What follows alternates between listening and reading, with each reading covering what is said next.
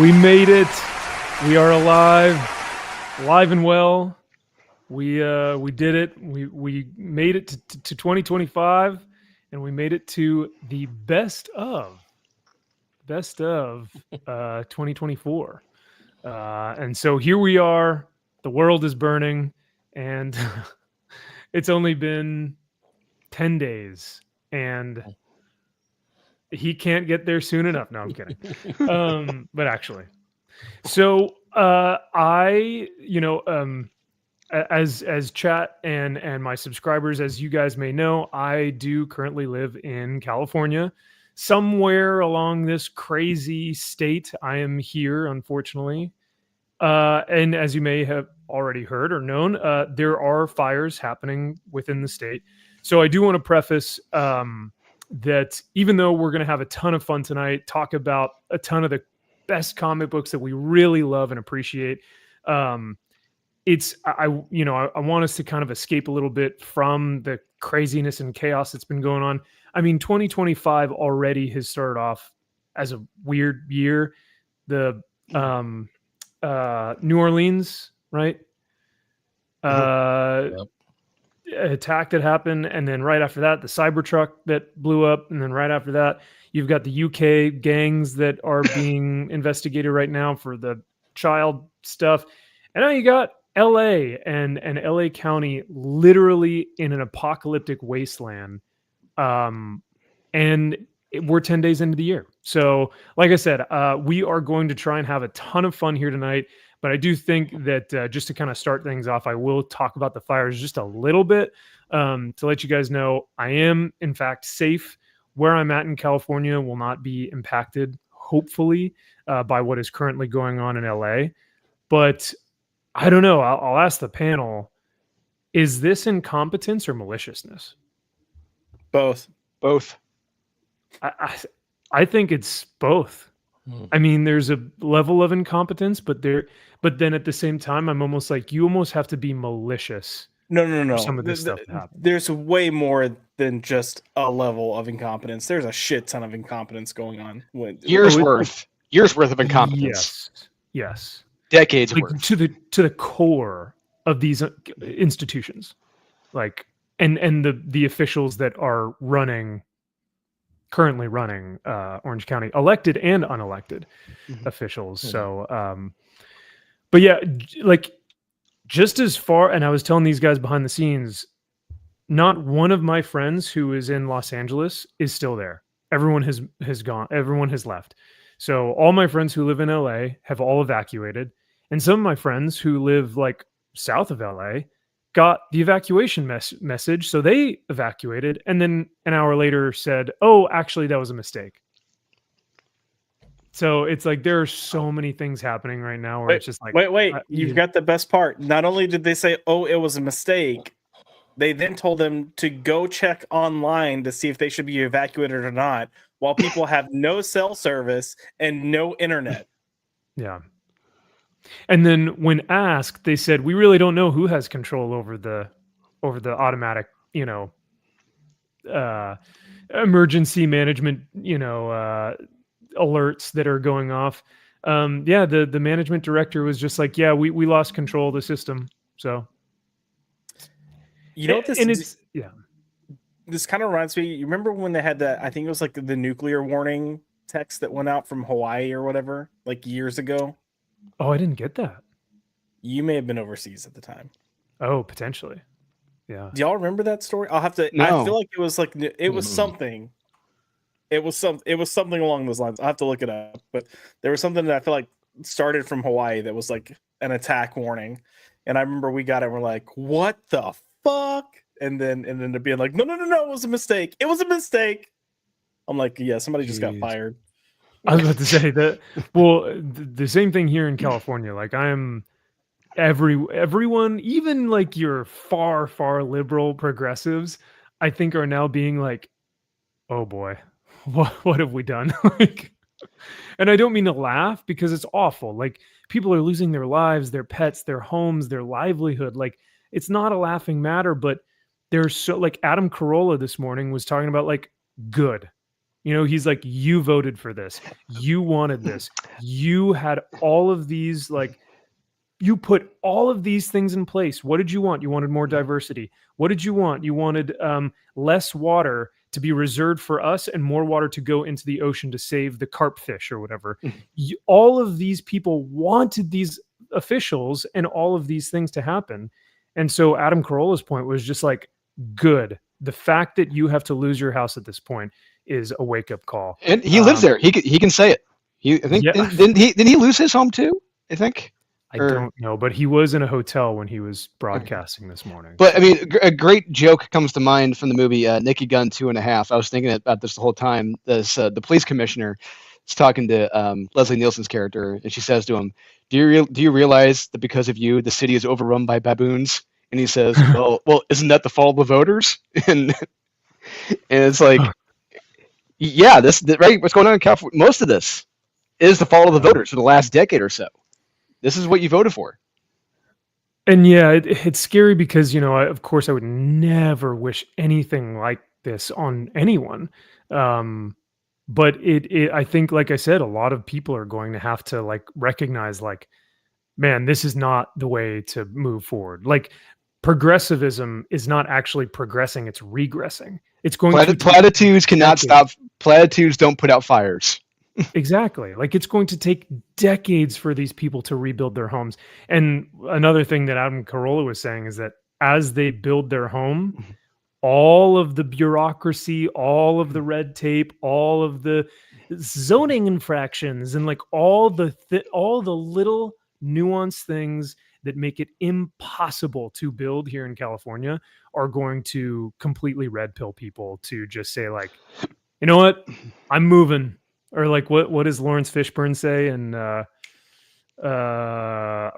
Event Horizon? He goes, "That's it, we're leaving." That's really what I feel like a lot of people are going to do at this point. So, but yeah, the whole thing is a mess. Not only are the elected and unelected officials completely incompetent and maybe even malicious, but you have looting going on.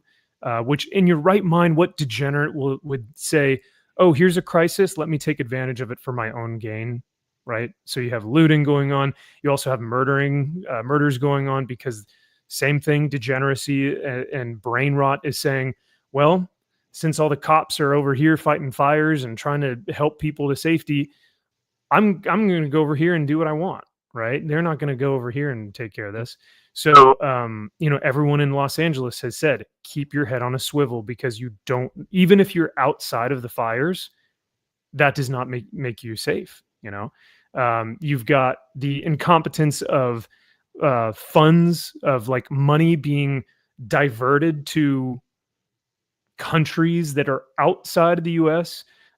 We know that there was like $17 million worth of equipment and fire equipment that was sent to other places other than, you know, the US. Like I said, all the water was diverted into the ocean as opposed to in our reservoir, even though here in California, we have fires almost every year that we know about. Josh, you've lived in California before, you know about this. It's like, it is a very real thing. They can't even rake the forests. The laws there won't allow them to rake the forest to clear up the leaves and everything, which cause fires.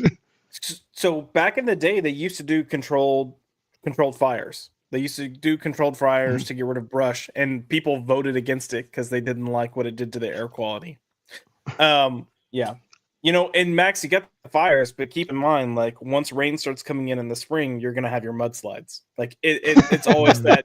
No, but it is. I know. It's just like they're always into being mudslides. Man. So it's like the moment people feel like they might be getting normal again, those areas are gonna have mudslides. Yeah.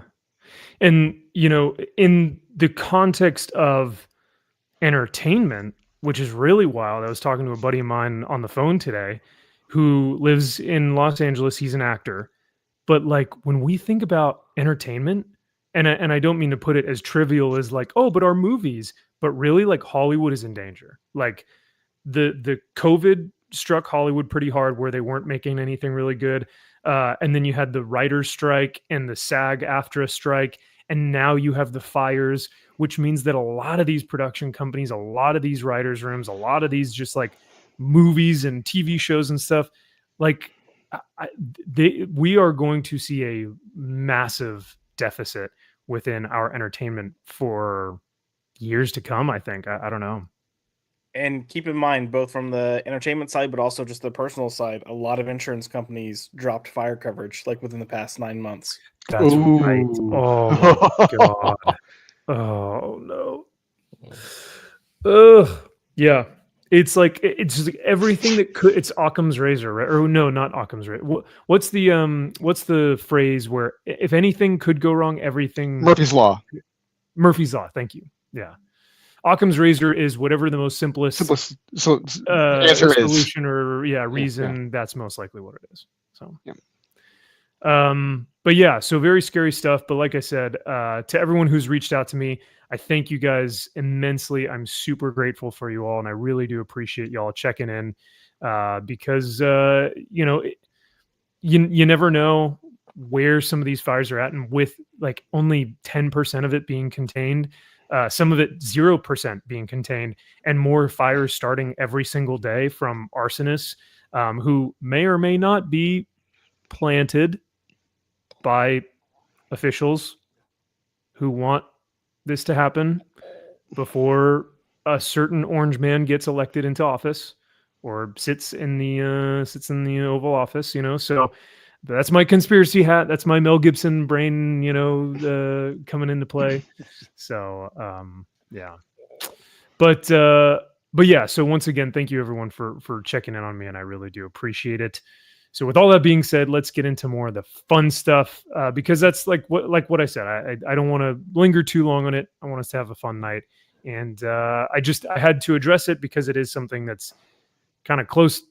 It's like north of me a ways, or maybe south of me a ways. Who knows where I am? I'm elusive. California is a big place. So, Grateful Dog says MVP's Law. I wonder what that would be. If you wear silkies, everyone has to wear silkies or something like that.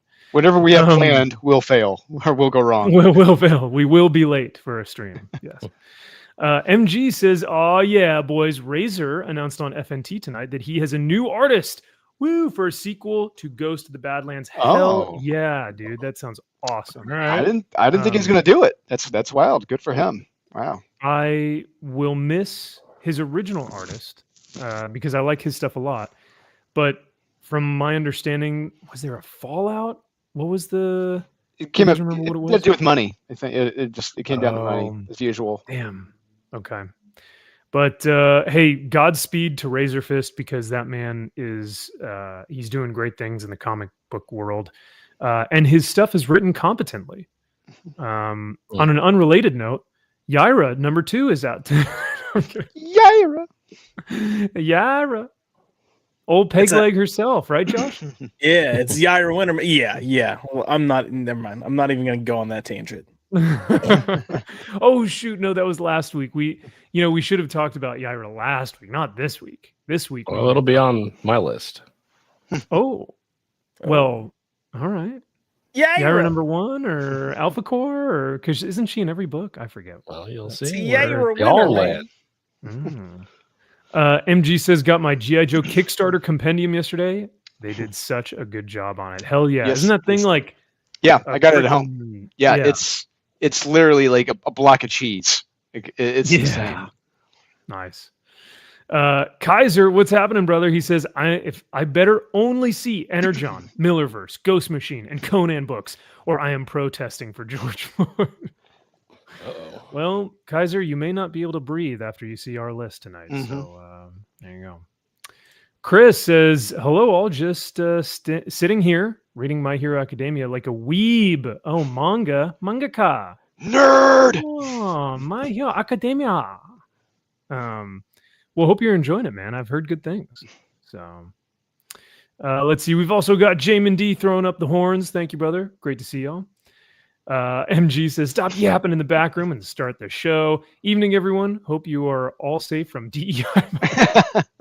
Those videos are unbelievable. I thought it was a trainee at first, man. Not going to lie. I thought it was the fullback for the Oakland Raiders, but Yeah, but Max, if she has to carry you out of a burning building, then you got yourself in the wrong spot. But she doesn't look like me, Josh, so it's okay. So as long as I get someone who looks like me, all right, that's what matters most. Fair. You know, if you're a frail old woman and maybe say something like awful happens to you and you get caught under, you know, you're like something falls and your cabinet falls on you and you can't get out, won't you want to see another old frail woman in front of you, or would you rather see a strapping young black man who's going to put you on his shoulders and run you out of there? When I run into the burning house and I see grandma under the china cabinet and she screams help, I'm just going to go, don't worry, man. Granny Trudy's going to be here in a second to get you out. And I'm going to run right past her and look for a white gay man. Yes, rightfully so. And then when she goes, oh, but you didn't help, you're going to look at her and you're going to go, you got yourself into this, didn't you, Granny? Huh? You're the one. It's about time. Come on. Get yourself up. What are you doing? No, seriously. The only reason why I'm laughing is because if I wasn't laughing at the absurdity of that statement, I would be righteously, furiously angry at that video. It is one of the most despicable, disgusting, vile, evil pieces of cretin filth I have ever watched in my entire life. And for those of you who don't know, it's a woman who has prioritized her sex and race and gender over saving other people's lives, and states that if she can't carry out a man like out of a burning building, that it's your fault that you got yourself there in the first place. These are first responders. I mean, Kyle, if you had anyone on the force respond like that, I mean, they're gone. Like, it's not even a question. Come true. I wish, man. How did we? I got to pause for a second. How did we get to the point from like 2004, 2005, the film Crash, where it's sending the opposite message of, you know, like white cop saving a black woman. There are other like layers to that there because he sexually abused her once. But like him being like, no, I'm gonna save you, it's fine. I'm gonna save you, it's fine. To like, oh, you're gonna feel better if you see someone that actually looks like you saving you. Like, don't like you just need a black lesbian female to save you, and then you'll feel better about the person saving you. Who can barely lift an iPod. Crazy. Yeah. Crazy. This one's pretty good. If MVP's law is if it's Marvel or DC, tossed in the you have to say if it's modern Marvel or DC. Then maybe. But Mark McGrath, who's down with the MVP? You know me, man. Thank you so much for being here. And we also have JK. Good evening, beautiful lady. She says, I enjoyed right? Is that how you pronounce it? MHA? My holy My Hero appetite? Academia. Oh, okay. Oh, fuck. More mangaka. So, Cajun football update. Ohio State over Texas, baby. 14-7 at half. Bastards. Let's go. You want Texas? Yes. Why? You're not from the Midwest. You're not from Indiana. It's like Ohio State is just the evil empire. Yeah, and it's just they're like the New York Yankees of college football. You just want to see them get taken down every year. You know what's funny is I feel like the four teams in the semis, Penn State, Notre Dame, Texas, and Ohio State, are all like the four most hated teams in college football. Are they not? Like I feel like Notre Dame. I don't think Notre Dame is. Oh, they're hated. Dude, Notre Dame people hate. And they should be because Notre Dame is fucking dog shit. Oh man, we lost so many we lost so many viewers by talking football. All right. Well, let us get into the first thing I wanted to showcase tonight, which is Drew's comic that he will be I'm going to be showcasing it tonight, but he will be showcasing it in all its glory at MegaCon. Look at this bad boy. Oof, yes. So, Drew, what do we got going on here? Yeah, at MegaCon, that is the beautiful hand-drawn cover by the amazingly talented Vu Dawn. Once again, this is the preview edition cover for Unholy Nightmare number 2. Going to be at MegaCon. We're going to have the preview edition there. We're going to have this beautiful cover, the Vu Dawn there. Limited copies. This guy is amazing. He did a Do You Poo cover for New York Comic Con as a Symbiote Willie cover. He killed it, and he's got some other projects with me. I can't say yet, but you guys are going to be blown away by them. And I can't wait for you guys to get your hands on this. I can't wait for people to start reading the preview edition for issue number 2 because it's going to be a blast. And once you guys see this in person, you're gonna love it. Drew, do you poo? Oh, of course I poo. You call the shit poo. Oh, okay. Yeah, no, man. These the interiors look great. We've got Aurelio back on interiors, right? Yes, we do. And I told him, hey, man, you gotta be working faster this time. Yeah. So he's pumping up pages faster. Yeah. The Arachnobile. Yes. Is that what are we calling the Batmobile, the Spidey mobile? Actually, we haven't really named it. I just realized that we have not named the car because it's trying to figure out like what name. But there is I have named the hideout. I'm not going to say what it is. If you read the script, you know what the name of it is. But the car, I haven't not named the car. But yeah. Well, I just for this cover alone, and by the way, chat, this is going to be in black and white.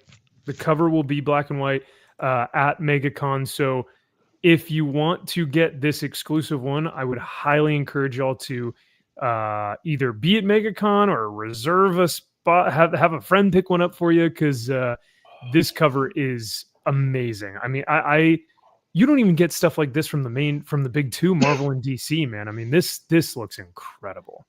Yeah, and that's why I like to say Marvel and DC guys can suck it. Yeah, and and I'll be doing everything in my power to keep Marvel and DC from getting their hands on him. Yeah.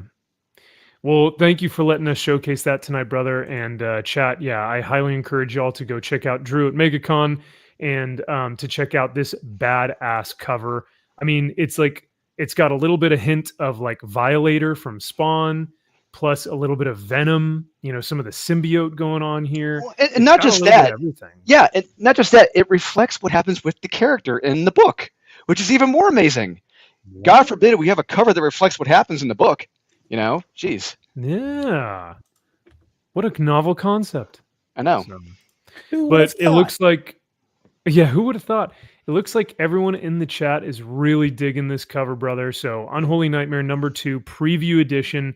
Guys, go check it out at MegaCon. This is going to be super exclusive and really great to get your hands on. So what a cool way to get involved there. Yeah.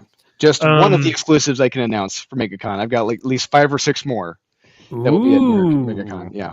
All right. Well, I will be eagerly awaiting. So next, I wanted to talk about.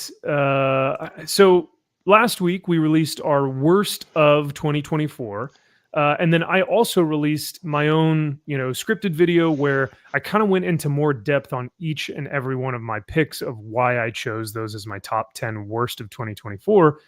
And it seems like there were some people who did not really enjoy my list, but unfortunately they didn't really bring their best and brightest. So this is my video, my top 10 worst comics of 2024. If y'all haven't gotten a chance to go check it out, I would love for you guys to watch it. I will be doing another one for the top best 10 of 2024. But if you guys read the comments, most people agree, but you've got Clone Commander Quitbal Al-Faraki, and he says, this video is cringe. And then he says, I disagree with your top 10. Your top 10 is suck. I disagree with your top 10. Your top 10 is hypocrite. Hypocrite. I don't know. They're not bringing their best and brightest here to the top worst picks of 2024. I disagree with your top 10. Your top 10 is suck. Hypocrite. So don't trust MVP. MVP asshole. Asshole. Oh, sorry. Excuse me. These are two different people, but like the same exact avatar. One is Varen Prowler, the Stormtrooper, and Clone Commander Qutba al-Faraqui. They're both Star Wars, so They're both Yeah. Star Wars, and it's probably the same person. So, Kaiser. Yes. Your top 10 is suck. But then we've got MG, who's in the chat, and he's also in the comments. And then we had Pops. Pops just pops in and says, "Hey, great list." And Veteran Prowler goes, "Ah, no, hypocrite." So I'm like trying to think, like, wait, why are we hypocrites? And Pops just puts a question mark. He's like, "What?" So then Veteran Prowler puts again, Wow. "This video is garbage." And then again, he says, "This video is trash." With the trash emoji, but like 3 spaces down. So he really didn't like my takes. Can't win them all. Wait, who replied to? Did you reply to that one comment? That was that Which first. one? No, I didn't. I Go didn't down, reply go to any of these. Go down. Go down. This one? Nope. Or these Yeah. ones? One reply. Oh, sorry, no. Oh, Pop said, "What book is worth reading, sold well, and is loved by fans?" The only one I would say is Ultimate Spider-Man. Like objectively, Ultimate Spider-Man. I had it on my list, and I think that one sold well and is loved by fans. Is it worth reading? No, but I mean, yeah. I mean, to each their own. It's on my list tonight, so. No, stop. I thought you put it on your worst list. Ultimate Spider-Man? Get out of here. Get out of town. So, I'm thinking, it's just a goofy bot, or it's just some goofy guy who doesn't like my takes, whatever. I don't care. I still am having trouble seeing how I'm a hypocrite, but that's okay, right? It's just your 10 worst. It's not everybody else's. So it's not the live stream with all of our top 10. Correct. Right? It's just you. Yeah. So which is fair, because I mean you guys had the correct top 10. So indeed. So then I'm like, wait a second, why do I see another comment on one of my posts here? So this was a post that I did about a week ago, and I said, "Oh, hey, if you guys want, go check out my Warhammer 40K video. It's doing great. It's got almost 10,000 views on it. It's my very first video on the Warhammer channel." And I was like, "Man, this is super awesome. Like, I'm gonna go share this." Well, he's back, own commander, and he goes, "You are a hypocrite. I'm a huge fan of Ultimate Spider-Man 2024. Can't make it up. Cannot make it up." I'm like, it's not even comics.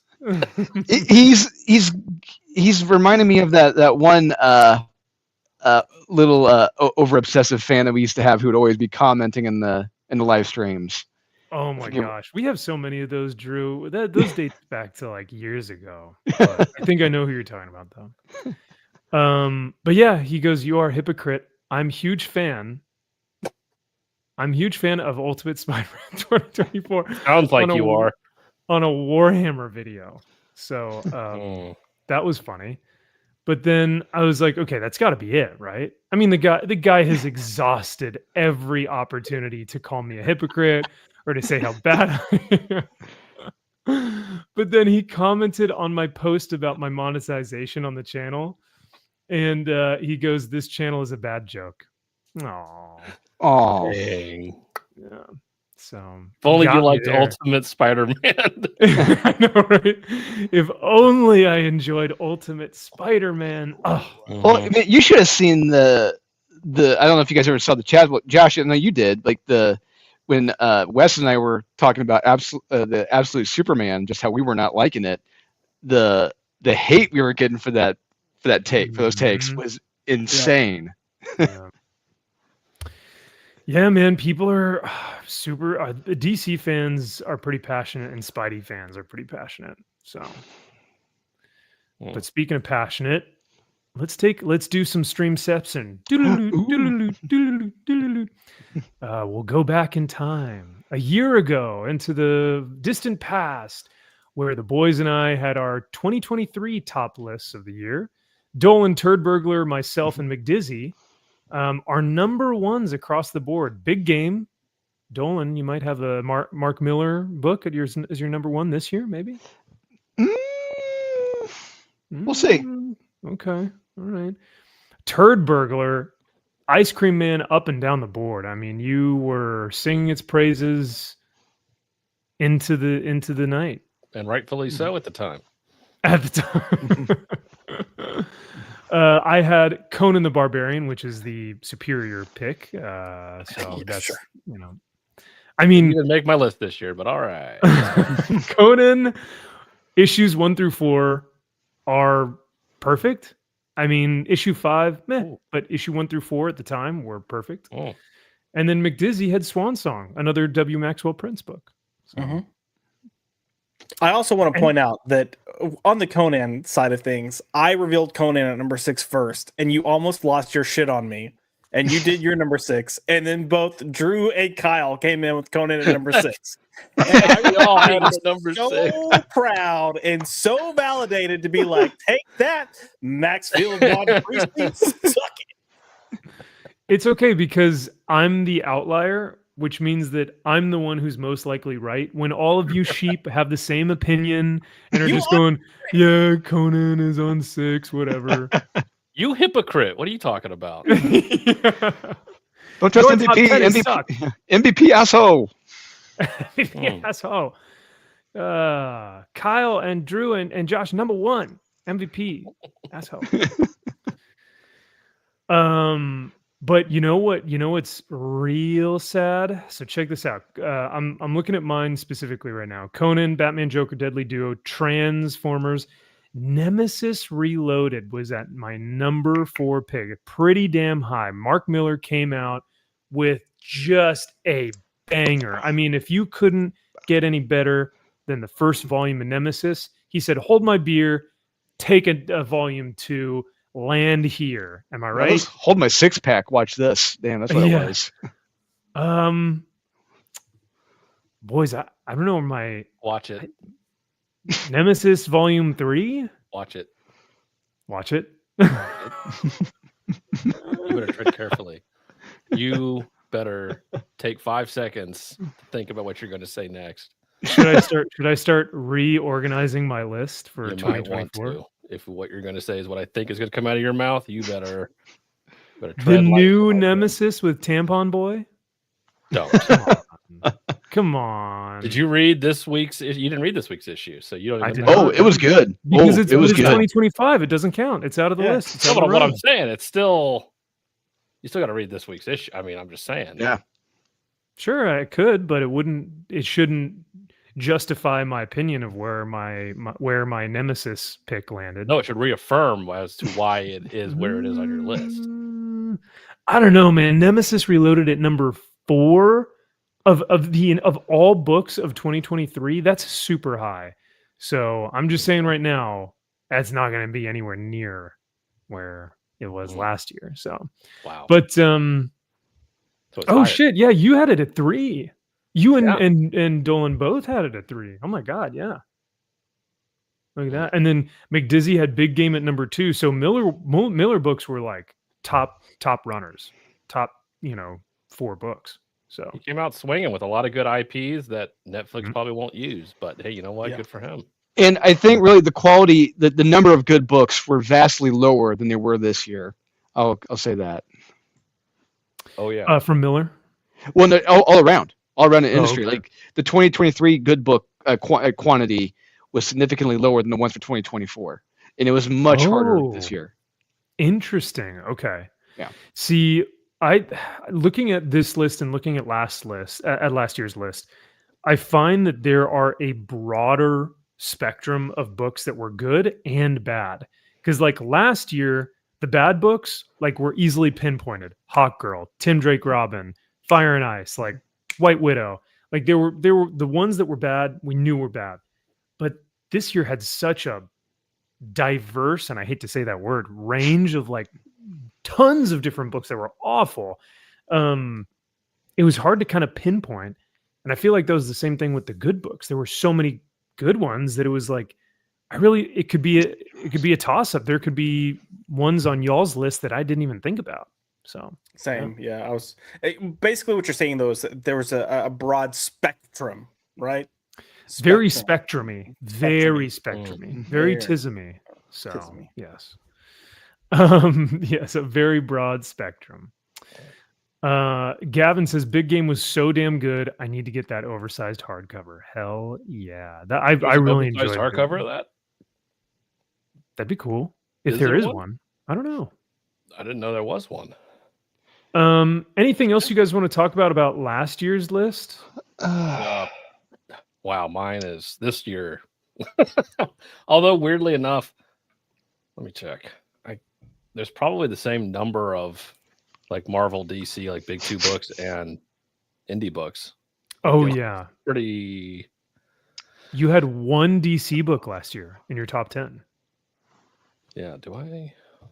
I don't know if I have a single DC book in my top 10, but I do have Marvel. Dolan and I actually had 2 Marvel books in ours. Yeah. And I think this year coming up, I'm going to have probably about half of my top 10 will be back in the top 10. Say that one more time. Half of my top 10 from 2023 will be in my list for 2024. Really? Yeah. Oh, okay. Well, Big Game is gone. Batman is gone. Magic Order, they're on a new volume, so Venom Lethal Protector is gone. Ambassadors, Ambassadors. Yeah, interesting. I don't know. It's a good, yeah. I will say now, I'm calling this now. Calling the shot. I'm looking at the cue ball, looking at the 8 ball in the left corner pocket. Kyle is going to have Bear Pirate Viking Queen in his top 5. No, it's number 1. It's his number 1. I'm saying it now. It may be, but I still have a sinking suspicion that he can't simp hard enough for Ice Cream Man, no matter what it's done to him. I still think that he might have Ice Cream Man stuff. I'm pretty battered, but you know what? He made a mistake.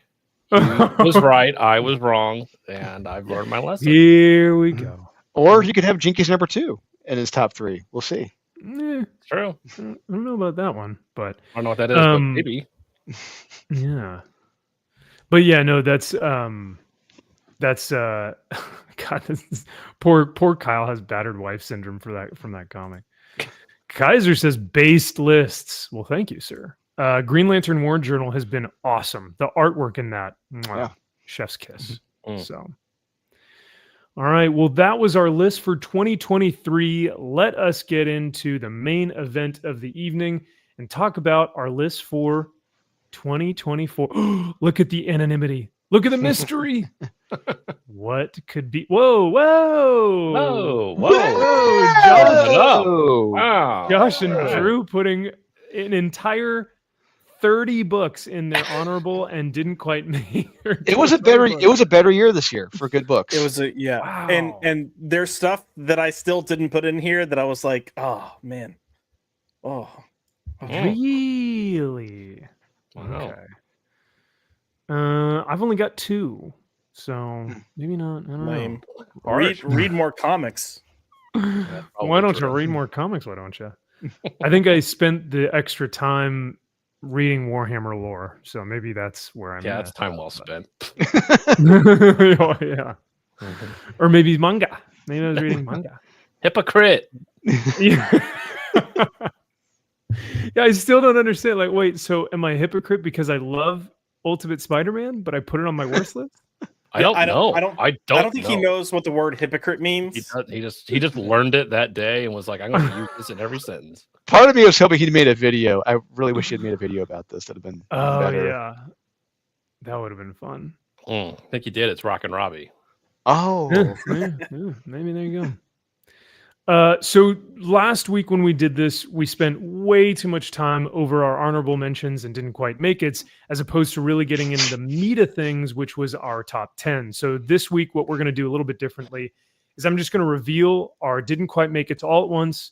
And if we see things that we might think might have discussion or cause an uproar, I'll call it out and we'll talk about it on the spot. But here we go. This is the didn't quite make it for all 4 of us for the year of 2024. In 3, 2, 1. No way do you put Absolute Batman on your top Fuck off. best books. Yeah. Oh god. Why? So much. Why not? Explain yourself. It didn't make it. It's not even an honorable mention. But you It's still are stupid, saying it's retarded worth fun. mentioning at least. It's stupid and retarded. This week's issue was way out there. It was okay. But art sucked. I'll say that. art was terrible. And Was it Dragotta? No, a completely other guy. That was the one I sent you guys. I sent you guys that panel in the group text about Thomas Wayne discussing why he didn't become a doctor. And it's like, no. it's like, wait, what?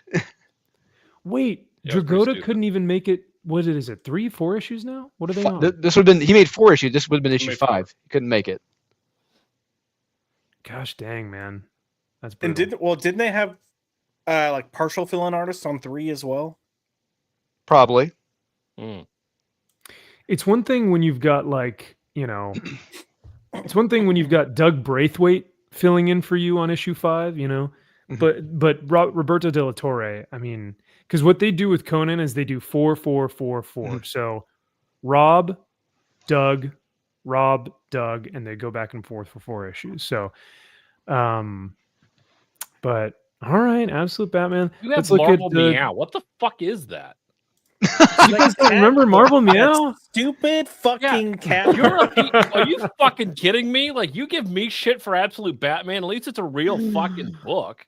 Marvel Meow was a masterpiece. You don't understand the greatness. You that it actually holds. took time to write that out. You picked 2 fucking books, and one of them is that? Really? Yeah. Do you guys remember how excited I was to show that off? Yes. It's in our show and tell stinger. It's part of our lore here on the YouTube You channel. might as well just delete your entire fucking list. That's all. Fair. You are a hypocrite. You are a hypocrite. I that's fair. My God, man. Yeah, no, I mean that was for those of you guys who don't remember, that was the comic that had it was every female superhero's cat. So it was Captain Marvel, Black Cat, Mary Jane, and it had it was like a digital comic, but they put it into the physical form, and it was great. I loved it. So it really represented me as a cat owner. Oh my God. God damn it. Your list is suck. Well, thank you, Yeah. MG. That stream was God. legendary. That it was. Let's look at Drew. Whoa, so low, Drew. So low. Not even an honorable mention. There's a lot better stuff. I mean, some of the issues in the middle kind of meandered. That's what kind of lost me a little bit. Like the opener and the closer were damn solid. I'll give it that. But it was only 5 issues though. It was yeah, quick. but It was that. Yeah, they're okay. 6. Thank you. They just they were good, but they didn't. They were fine. But Dark Patterns, it was off to a very strong start. That first issue was really damn good. But it's only been 1 issue it's 2 as of today. But 2 was something else. Oh no issue bueno. 1 was good. Yeah. It goes out there. It gets dialogue heavy about halfway through the book, and then just Nah. okay, God, just move on with it. Let's get on with this. Now, though I recognize Battle of the Blackstone was not up to par with the other Conan books this year, I still don't know if I can accept it being and didn't quite make it. But I or Ara, G.I. Joe Ara with Chris Mooneyham. That kept getting pushed further down. Like it was up there. It was in my top 10. I got to be honest with you, it was. But then I'm like, ooh, that one. Ooh, that one. I'm like, fuck, I got to move something. So that one just kind of kept getting pushed, unfortunately. Oh, that's. I mean, I get it. I Those understand covers it. alone, god damn, that's so. Oh, good. the Adam Kubert, Andy Yes. Kubert, freaking killer, man. I love those covers. Mhm. So, Josh, what's all your hippie BS over here that I don't even know. Distillery list here. What the fuck? Vicarious. There's not a single Displaced? distillery. What the hell is I all don't even this? know. I just assumed because we had gay crap. titles that they were all distillery. Look at all these Dawn Runner. I don't know what any of these are. So, Falling in Love on the Path to Hell is the one that I sent you guys the images of in the group chat, where you got that Japanese chick that's just like slicing heads off and like stabbing but then people through the eye. Yeah. Like the second issue you said fell off or something. No, they just did something really weird in the third issue. The fourth issue was kind of rough. The fifth issue picked back up, but yeah, it wasn't. They introduced something in the second issue that was really compelling, and then they haven't fully gone back into it. It's just kind of been an afterthought, and I'm like, dude, that was one of the most interesting things you could have focused on. Wow. Go back to it. Jamin D, Josh, explain yourself. Ooh. He Hold on, says, I'm trying. Hold on, I'm trying to remember. He says, It's Flash Fla- oh, Gordon yeah. didn't make it. If I had a heart, it would be broken. Listen, there's a ton of shit that's on here. It's just a lot of good books this year, and it's really going to be a matter of kind of, you know, personal taste and what I consider like technically really good, but also just enjoyable. Like, what's my eagerness to read certain things? Like, all that kind of comes into play. But yeah. All right. It looks like at least across 3 of our lists, Avengers Twilight shows up on this chart.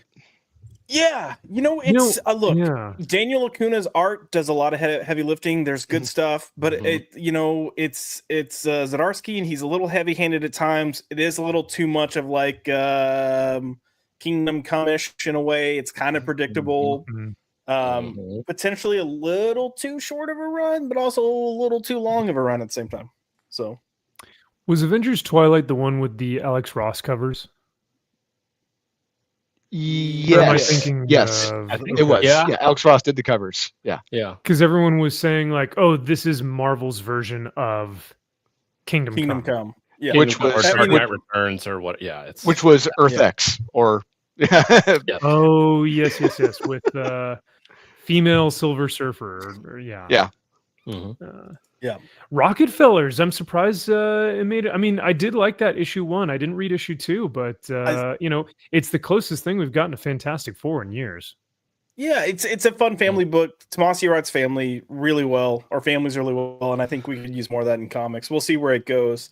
Vicarious has a lot of potential. It's only like 2 issues in, but a shit ton of potential there. So, yeah, look at that.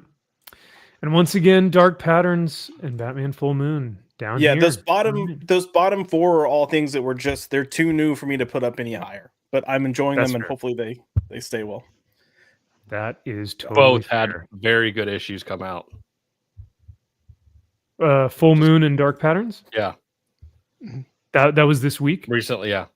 Oh, okay. You liked issue 2? Of Dark Patterns? Yeah. Oh, I fucking loved it. Ooh, okay, nice. See, I should have played the Ice Cream Man clip again for us this week, where the two of you are going, absolutely not, absolutely not. This was heinous. This was not funny. All right. Well, that is our didn't quite make it. So let's talk about our honorable mentions. What we got for our honorable mentions this year, and this will really say a lot because this is going to determine what was in or what wasn't in our top 10. So here we go. Honorable mentions for 2024. Ooh, whoa. First of all, I see Duke in honorable mentions for Joshy Boo. And Transform. Oh, whoa. Wow. Feral also. What? Wow. Whoa. There's better books above. Sorry. Look, here's the thing. I'll answer those. So Duke kept going back and forth between my top 10 and not my top 10. That is the one that kept going like back and forth.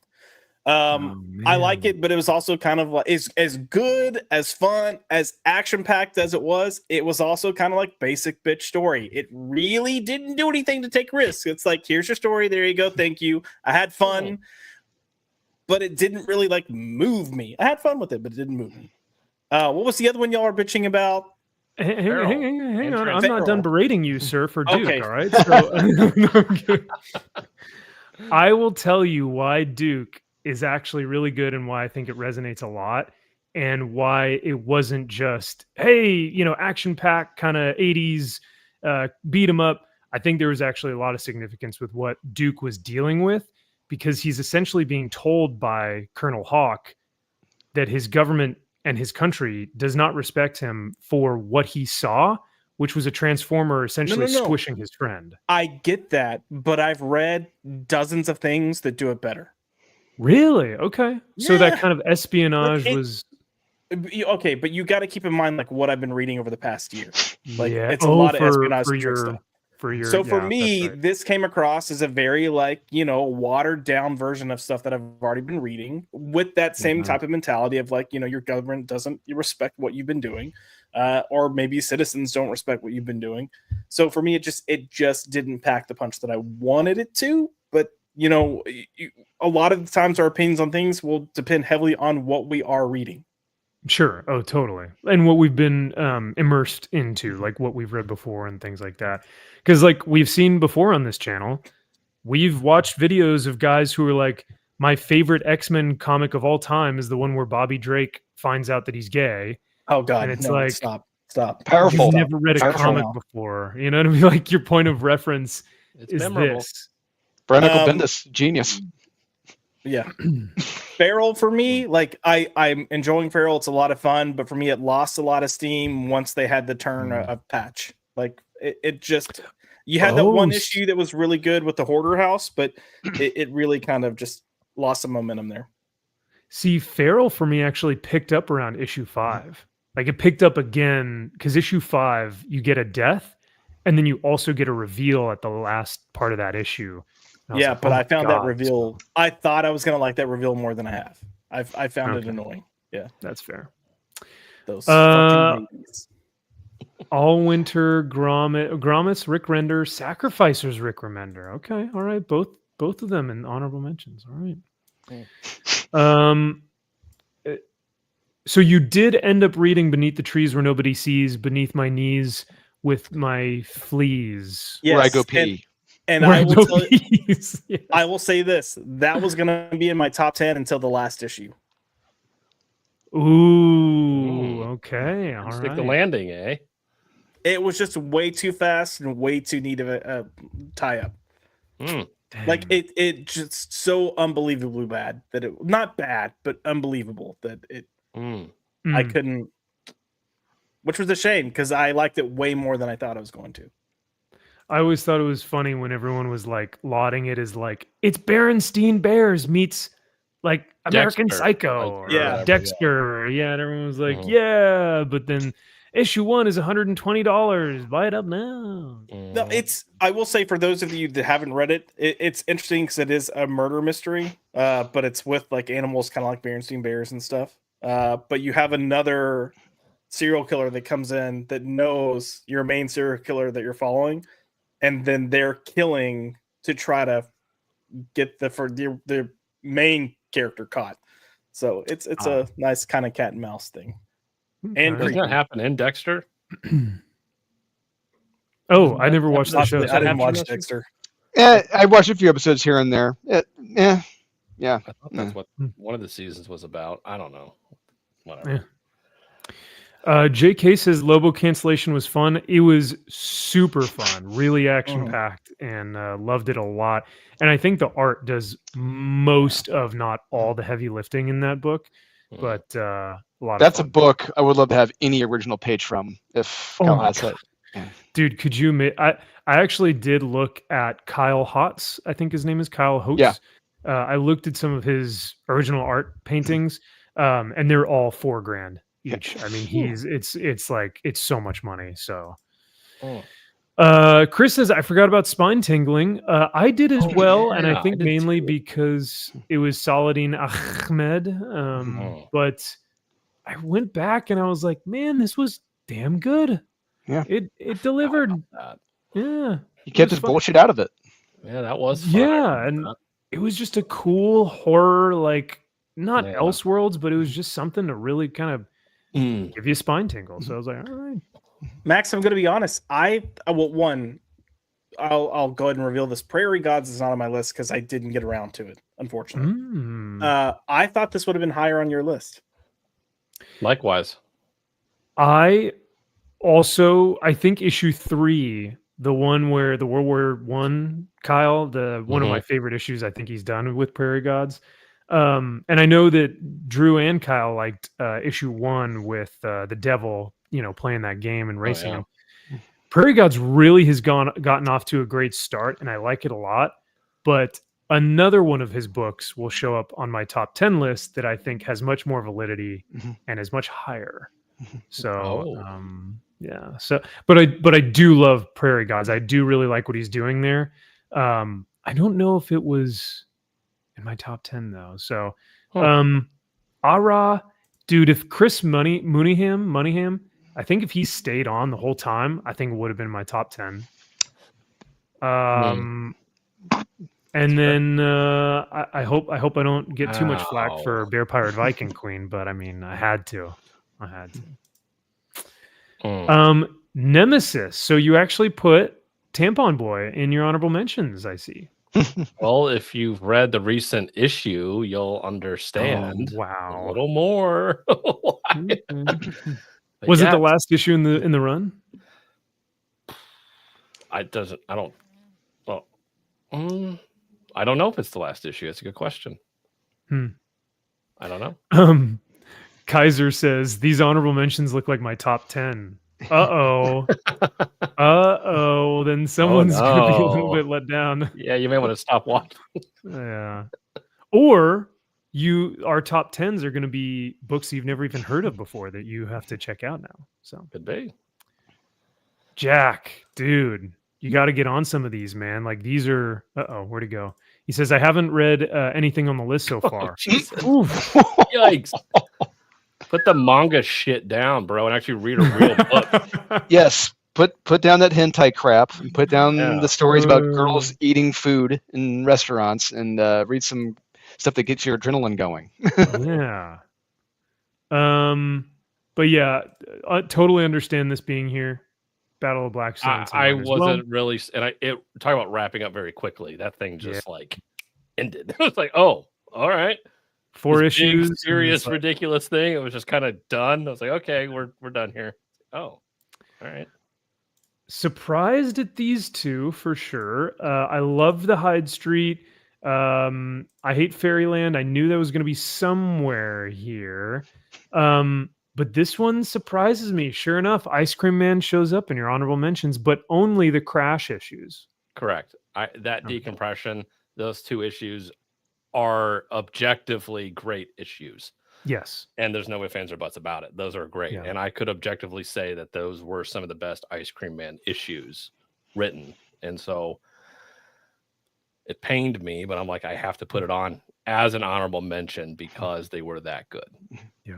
Not just because I own original art from it, but I agree with you, man. Yeah. And how it is written, I feel like you said, regardless of the man himself, 39 and 40 are objectively beautifully told in how they unravel, right? Like how both of those play into what decompression is, and seeing it from both sides of the cars. That's brilliant. And then having both covers be connecting covers, like who thinks of that stuff? So yeah, I mean, I got it. Yeah, fucking nut job, but not just a nut job. Yeah. I don't know if you got a chance to watch my top worst comics of 2024. Where is it here? But this whole section, my number 2, I talked about Ice Cream Man. And man, I called it I called it straight propaganda. It's an affront to Ice Cream Man fans everywhere. It's a horror story of what happens when ideology takes over artistic expression. Like, I gave it a hard time, and rightfully so. But yeah, as it needs. I mean, look at this. The rise of hate speech, violence and legislation against trans people, income inequality, Yeah, book what's banning. hate speech, you fucking cocksucking asshole? What is that? Please define hate speech. Go. Oh, it's just what I see and read on CNN. Those people say it, so I say it too. It's like, you are a fucking moron. Yeah, it's pretty bad. This one still amuses me. Violence and legislation against trans people. So when he means violence, what does he mean by that? And legislation, is he talking about kids? Is he talking about Title IX? Who knows? Like at this point, who knows? For these people now, if you don't say the right pronouns, it's considered violence. If you don't want a grown man who had a sex change, if you don't want them in a locker room with a woman or a girl in college, then yeah, you're sexist. You're evil. Apparently. Well, as we're seeing with the UK, a lot of the officials there have hidden horrible, awful crimes because they're afraid of being called ists and phobes. So, which is one of the most, I think, almost even more evil than like the actual act is like hiding it because you're so afraid of. Yeah, but that's neither here nor there. Jack says you guys have no idea how good the manga I read is because you mistake it for the shonen shit that gets shoved down everyone's throat. Oh no, this one's different. Let me tell you. Yeah. Guys, she's different. I promise. She's the best. She's got an incredibly impractical large sword. It's all right. Yeah. She has Right. She has a cool cat. This one has anime titties. I promise, guys. It's great. No, I'm just pulling your leg, Jack. Honestly, when it comes to Berserk, Vinland Saga, Trigun, and Blade of the Immortal. Oh, and Lone Wolf and Cub. I know there are plenty of others out there, but I'm super mainstream and basic bitch when it comes to my manga. But those series are impeccable, like truly masterpieces. So I do understand your love for manga. It makes sense. So, but let's get back to some more goofiness. Drew, out of everyone, I thought you would have had Duke up there. Come on. Look, a lot of these books, I don't know how many times I went through these lists. I hunted, Max. I hunted. And they just kept getting bumped down lower. And it's a great book. It's still within my top 12, you know? So I did rate my honorable mentions from 11 down. So that is number 12 and Cobra Commander number 13. Both of those were really damn good. These are all really damn good books. Really good, yeah. Especially Redcoat. I love Redcoat. Redcoat is turning into my favorite series from Ghost Machine. More than Rook. Oh yeah, more than Rook Exodus. There you go. Yeah, absolutely. Just because the door they're opening up to American mythology, and I love that fact. Ooh. And Rob Liefeld's Last Blood, I really enjoyed that. The new G.I. Joe series. Most of Mark Miller's books are on here. They just kept getting bumped lower. I mean, they're great books, but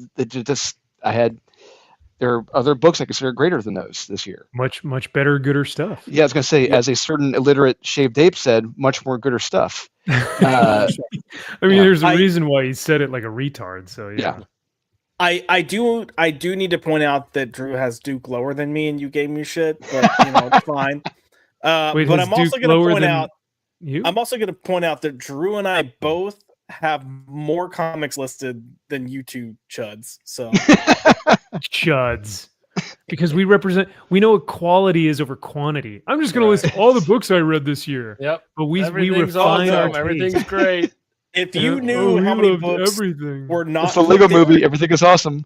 There were books that I was just I was literally racking my brain on like what's gonna make it into the didn't quite make it pile because they're good and entertaining, but just didn't quite do it. No, and then I had the disappointments of number ones that I read and loved, and then I was like, can't wait to read the next issue, and then they bombed so bad. That's right. Rifters 1. Null Hunter 2. This is interesting though, Drew, because G.I. Joe only has one issue out or 2 issues out. Two issues out. Yeah. I think I only read that first one. I really want to read the second one, but if it probably had maybe 3 issues out, in 2024, It could be higher. If it were anything like the first issue, I probably would have had it in my honorable mentions for sure. Because I liked that first issue a lot. Oh yes, Josh. I just want to say, Drew, I would have thought Nightclub 2 would have been higher for you by the way you were smoking its dick on my channel. But like I said, I did enjoy it, but the other books I considered much better than the Nightclub. Trust me, it's just man. You know what it was for me with Nightclub? Because it was I think up to issue 3 or 4, it would have definitely been in my top 10. But then they do something in the second to last issue where I'm like, fuck. Oh no, really? Yeah. Like narratively, character-wise, like did it just ruin something? I'm just gonna say there is something in storytelling called an up and back, where you have something happen, and then as the story progresses, you undo it. Oh, that's okay. That's lame. So, and that's all I'm gonna say. Like it doesn't have the balls to make that decision and then continue forward with it. Yeah. Okay.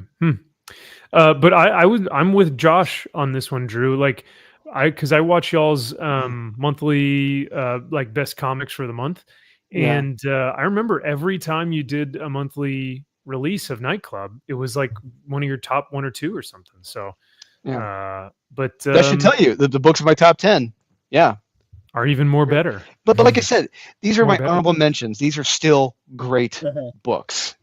I don't know. I mean, it doesn't even make your top 15. So we'll see. It's a lot of good books this year. Yes, which is a great problem. Oh yeah, guys, everything is so good. I love all the comic books. No, I'm kidding. So I didn't know that we were doing necessarily. Maybe Drew, you only did this. My honorable mentions are in no specific order whatsoever. I just all mine are in order. Yeah, mine aren't. Oh, I didn't. I just put them on there. Kyle and mine are not. But Josh, it looks like yours are as well. You said. Yeah, the only one that would probably potentially change is Geiger. I'm admittedly a little behind on Geiger. So okay. Like I said, Geiger is one of those where it's a book I want to love. I want to love that book, but it's always like 1 or 2 things away. There have been some couple great issues. There have been a couple issues where it's like, mostly due to either the art or just not much happening. But it's right there. I'll end with this, and then we'll get into our top 10. Man, dude, you just really don't like Transformers, huh? I don't know. It was low for you last year too. No, you remember it didn't make my top 10, and that because it was in my honorable mentions, and you put a question mark and exclamation point, like what's wrong with you? I'm just, for whatever reason, I'm not connecting with it as much as other people. It's fine. It's a good book. But... The new issue this week, holy crap! I almost blew my load reading that issue. It was amazing. Right. The art is amazing in this latest issue. Right. Jorge Corona picking up the art duties. Yeah, and the ending to the issue, shit just got real. Bad Boys 2 style. I love it. Wow, Drew's fully torqued. He couldn't even read the comic. He couldn't put it in his lap. He was like, "No, needed both hands, baby. Needed both hands." Yeah, that one's fascinating to me, but totally understandable because I understand, like it's kind of like Teenage Mutant Ninja Turtles for me. Even with what was it, like Ronin? I just never. I was just like, oh, okay. I guess the IP itself, Teenage Mutant Ninja Turtles, doesn't really do anything for me as a comic book fan or a reader. But then you have like diehards who are like, I read everything. I collect and own everything TMNT. So, but it's not for me. For right now, it's not for me. I read the original OG books. Those are the ones I love the most. Yeah. All right. Here we go. Top 10 of 2024, starting with McDizzy's number 10. Wait, hang on a sec. Where is it?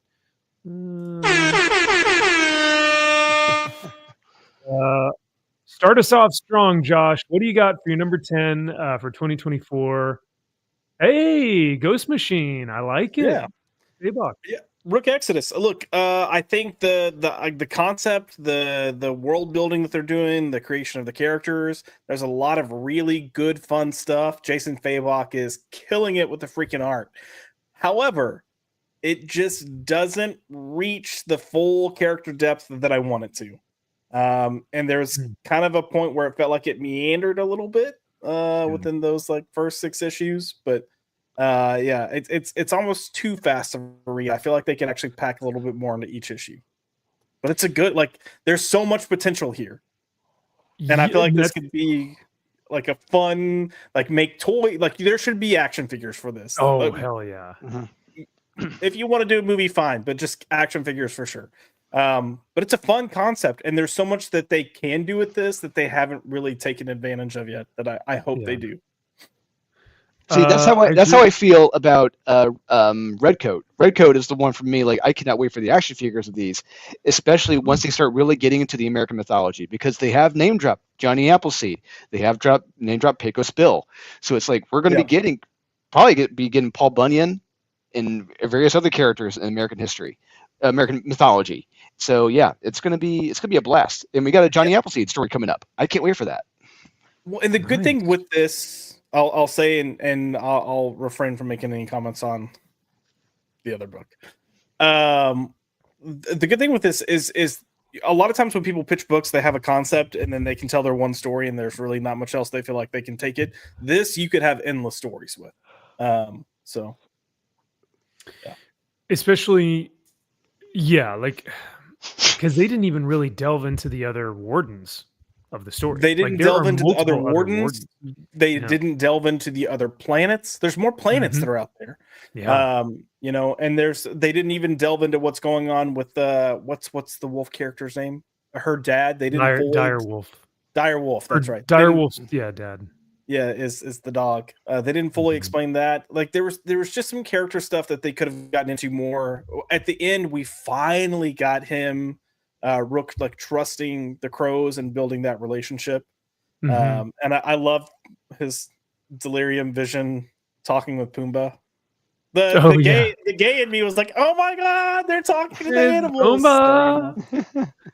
It means no worries. Yeah, Hakuna Matata. Was that your favorite issue then? I think it was issue 5 where he finally he gives his he gives up his trust issues to the crows and allows them to kind of lead him, and he leads them. Yeah.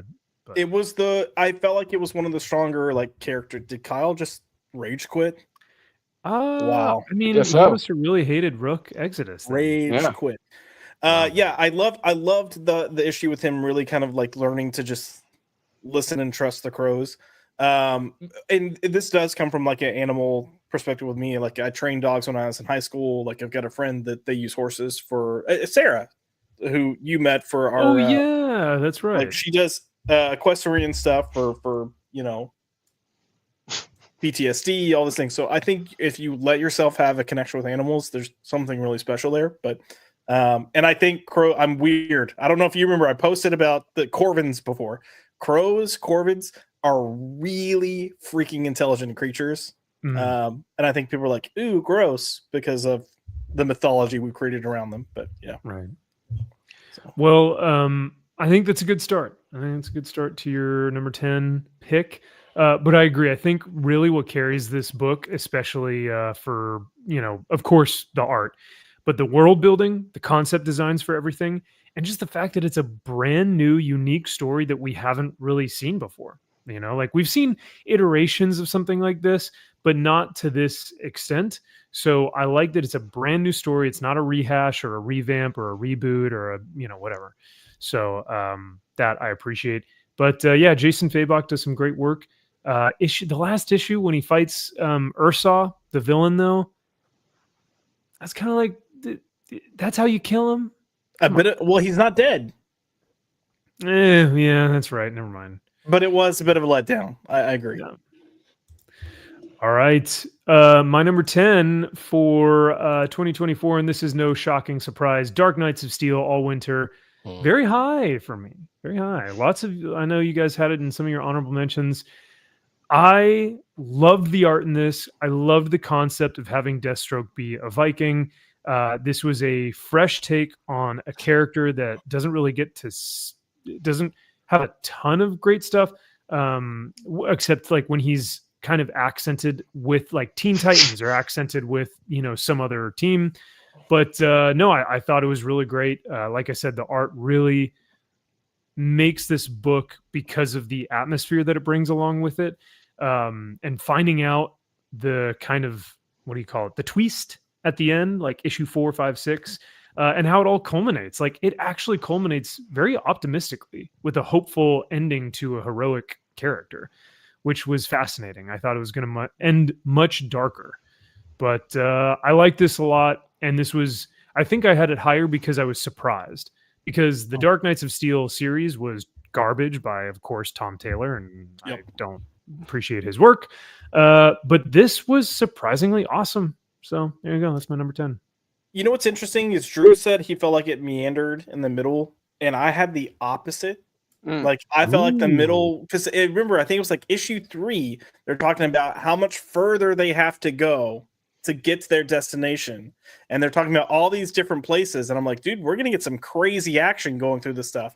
And then it's like, okay, we went through all these places in the next issue. I was like, what? What? Yeah. But no, I enjoyed the book. It was a fun book, and I liked the use of color in black and white.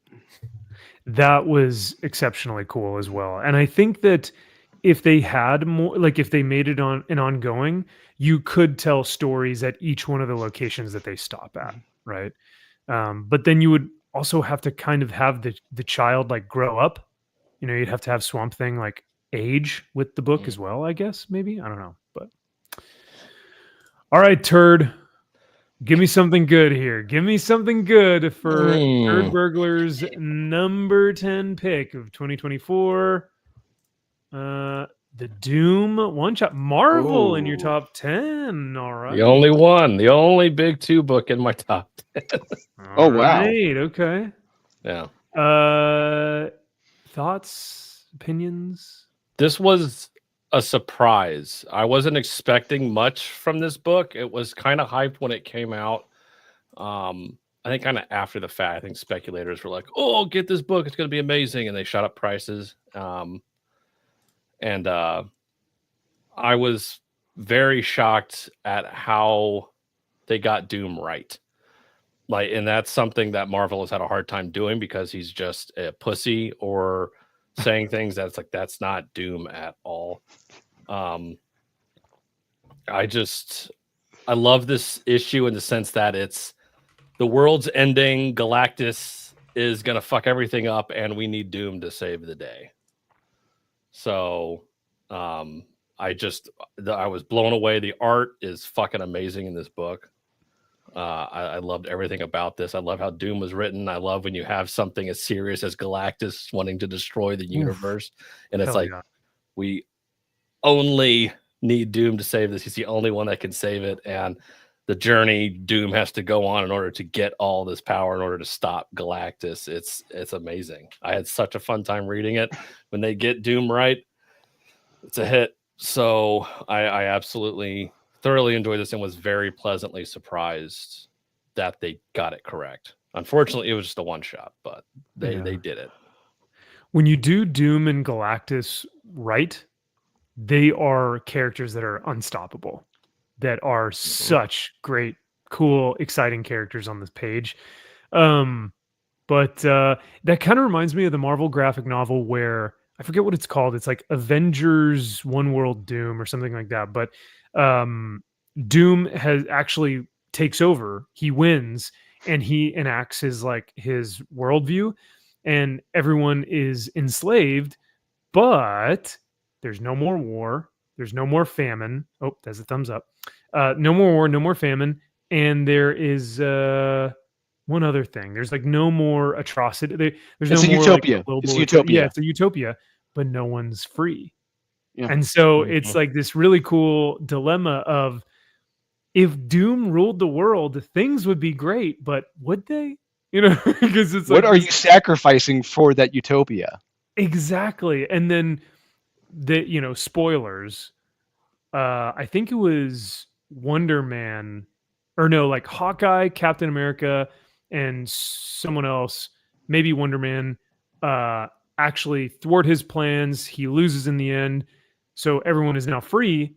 But war, famine, and natural disasters come back, and the world is back to as it was. But yeah, super interesting concept. I like that that graphic novel. So anyway, Doom is a great character when you play with him well. And do him right, which is difficult, especially with Marvel editors currently. So, which is shocking. Yeah, and when Jonathan Hickman does it right, it's like, okay, well, congratulations, you did it well. So that was a Hickman book. Wow. Mm-hmm. Yeah. Where's some of that in Ultimate Spider-Man? Eh? Why can't we get some of that in Ultimate Spidey? Well, put all of his energy into this. I was about to say, used all his talent for Doom. This is one of the ones that I missed that I still need to like circle back and read at some point. So it's good. It's an oversized issue, but it's very good. It's worth the read. Nice. Oh, Max, I think that issue that we were talking about, I think that was Emperor Doom, that graphic novel. Yes, thank you. There you go. It was back in the 80s or 90s. Yeah, David Michelini and Bob Hall did it. Yeah. Yeah, buddy. Football update. It is tie ball game, 14-14. It is a damn good game. Tie ball game. Yeah. I thought it was going to be a shootout. I thought this is a my butthole is clenched for this one. So one thing that's proven true is that the teams that had the bye weeks, they suffered the most. So it's like it may be beneficial in the future. You know what? May not be beneficial to finish number one. Let's finish a little lower, not have that bye week, so we can keep going. Well, it also wasn't fair that Oregon played Ohio State their first round in the playoffs. They should have played Arizona State their first round in the playoffs. They had a bye week. They had to. Not first round, but second round. I feel like no. I think it was justified. All right. Okay. I mean, it's a little unfair. Those are two very good. It's just the luck of the draw. It's like clearly Notre Dame had a very easy path to get to where they're at. Like, oh, dude, it was the Penn best State path. Was the team in Penn State shit the bed in the fourth quarter? Like, fuck them for losing that game. Yeah, I still can't believe Notre Dame won that game. I don't believe it. It's insane. It's a joke Notre Dame is whomever wins this game tonight is going to be the national champion because these two teams should arguably be playing for the national championship. Yeah. So whether it's Texas or Ohio State, you think they are just going to cream pie Notre Dame? Notre Dame played that game they were very, very poorly playing that game, and somehow I thought Notre Dame came out freaking hot against Penn State. No, good. Their defense was solid. Defense and special teams were solid. Their offense, not so much. Okay. Well, I hate to say it, but I think I gotta hope for Ohio State. Wins the Natty. You really want Texas fans to win the Natty? Come on now. The same Texas fans who were throwing garbage on the field because they're like, "Boo, we don't like that call." Boo. You guys remember that fair. game? They have Matthew McConaughey on the sideline, so I'm going to root for them. All right. Yeah. Mm-hmm. Yeah. They have the power of the McConaughey. Yeah. Mm-hmm. He's patrolling the sideline. He's got a Stetson on and the sunglasses. Yeah. Wearing the same old jacket that he's worn for decades now. Love it. Burnt orange. Yep. Bleed burnt orange. All right. Well, let's get back to some let's stop talking about nerd shit and talk about some cool stuff, okay? Drew, your number 10 pick of 2024 was okay, so one shots just in general then. That's a little bit of a cheating. Yeah, it's a little bit of a cheat. It's a bit of a cheat. But these are I'll allow it. Okay. But Lobo cancellation special, hell yeah. Yeah, so the one shots this year were fucking good. The Lobo cancellation special, practically a perfect book. The Doom one shot, like Kyle said, it is another really damn good book. The artist does most of the heavy lifting in that book. In the Penguin one shot, I thoroughly enjoyed that. Granted, it had a Jason Aaron story in that, so don't hold it against it. But the Jeremy Adams story in there that he wrote about the Penguin, holy shit. It is one of the most horrific tales I read this year, and he makes the Penguin a straight up fucking psychotic monster in that one shot. It's the story is so dark. It's like Jeremy Adams wrote this? Flash Gordon? Jeremy Adams? What the hell is this? He can go to some dark places, and he does in that story. And not to mention, there's a great backup story, a Penguin origin story by Neil Gaiman and Sam Keith on the art. Get a taste. It's amazing. These one-shots this year, fucking great. Hell yeah. And I'm wondering if you're colluding with your brother because you both had the Doom one shot in your number 10, but I'll allow it. We'll see what else you have. If you all have Conan as your number 6 again, I'll get you off my stream and I'll do a solo stream myself. Hey, this was the honor system. I did not see what listed anyone else had. Complete honor system. Yeah. All right. I didn't. Okay. You can always tell when someone is lying because their voice rises. So they go, it's like, do you watch a movie and you go like, oh, so how was the movie? And they're like, it was good. You know, it was really bad. But if they're like, it was really good, like if their voice drops, it was really damn good. Wait. Okay. All right. Good to know. Now I'm bringing into the fact that every time I see you and I'm like, hey, Max, you're like, oh, it's so good to see you. Like, Josh, it's so good to see you. But then I'm like, hey, Efsler, what up? What up, my ninja? So, all right. Well, speaking of my ninja, you're up, buddy. Number 9. Here we go. Coming in hot at number 9 for McDizzy. Ooh, another DC or a DC book, the first on your list. At least for your top 10. Nice. And that's higher than I expected. It is. So, in general, comedy is typically not my favorite thing. I think it's something that's really hard to do. So when I find something that I appreciate, I need to kind of stop and remind myself how much I actually appreciate it, just because I tend to be a snob. But I think comedy is especially hard for comics because if you've got film or TV, you've got the actors there and they're doing the timing. And I think a lot of people, and it can be a matter of maybe you're not creative, maybe you suck at reading, or maybe you just don't understand where the writers are coming from. But it's easy when you're reading stuff, and even if you have art there, that you don't understand the timing and the jokes don't fully land like they should. This isn't a Mark Russell incident where he's just not funny and he thinks he's funny. This was Correct. a legitimately funny book, but when you have something on page with pictures, it's hard to get that kind of pacing and that energy. And I thought this book did a really good job with it. The other thing that I had to consider about this book is I kept talking about it afterwards. Like I kept bringing up to people, did you read this? Did you read this? Did you read this? So, I felt like it was actually kind of a sign too that, hey, this stuck with me a little more than I originally thought it did. It's corny, it's hokey, it's funny as fuck. There's ball jokes, And he names the little goofy boy, the little goofy squibbly boy, my dick. Yeah, and that's funny. Yeah, so it is, and it's fitting for a Lobo story, and I love it for that. And like you just said, Josh, jokes can be so horribly told in comic books. There's one joke in particular that I think of at least once a day for the past decade from a Marvel book that Brian Michael Bendis wrote. It was something it was in his either one of his Iron Man runs he did. I think it was, not sure if it was the Doctor Doom one or the Tony Stark one. But the joke was, it's Doctor Strange saying, "Get in the zone, auto zone." That's actually a line of dialogue. I think of that line of dialogue once a day for the past decade. I'm like, that is so fucking stupid. Why would you say that? Awful. Kyle is actually going to have I'm assuming he has a list because of the Wendigo. No, Wendy Stay. Yeah. That's good.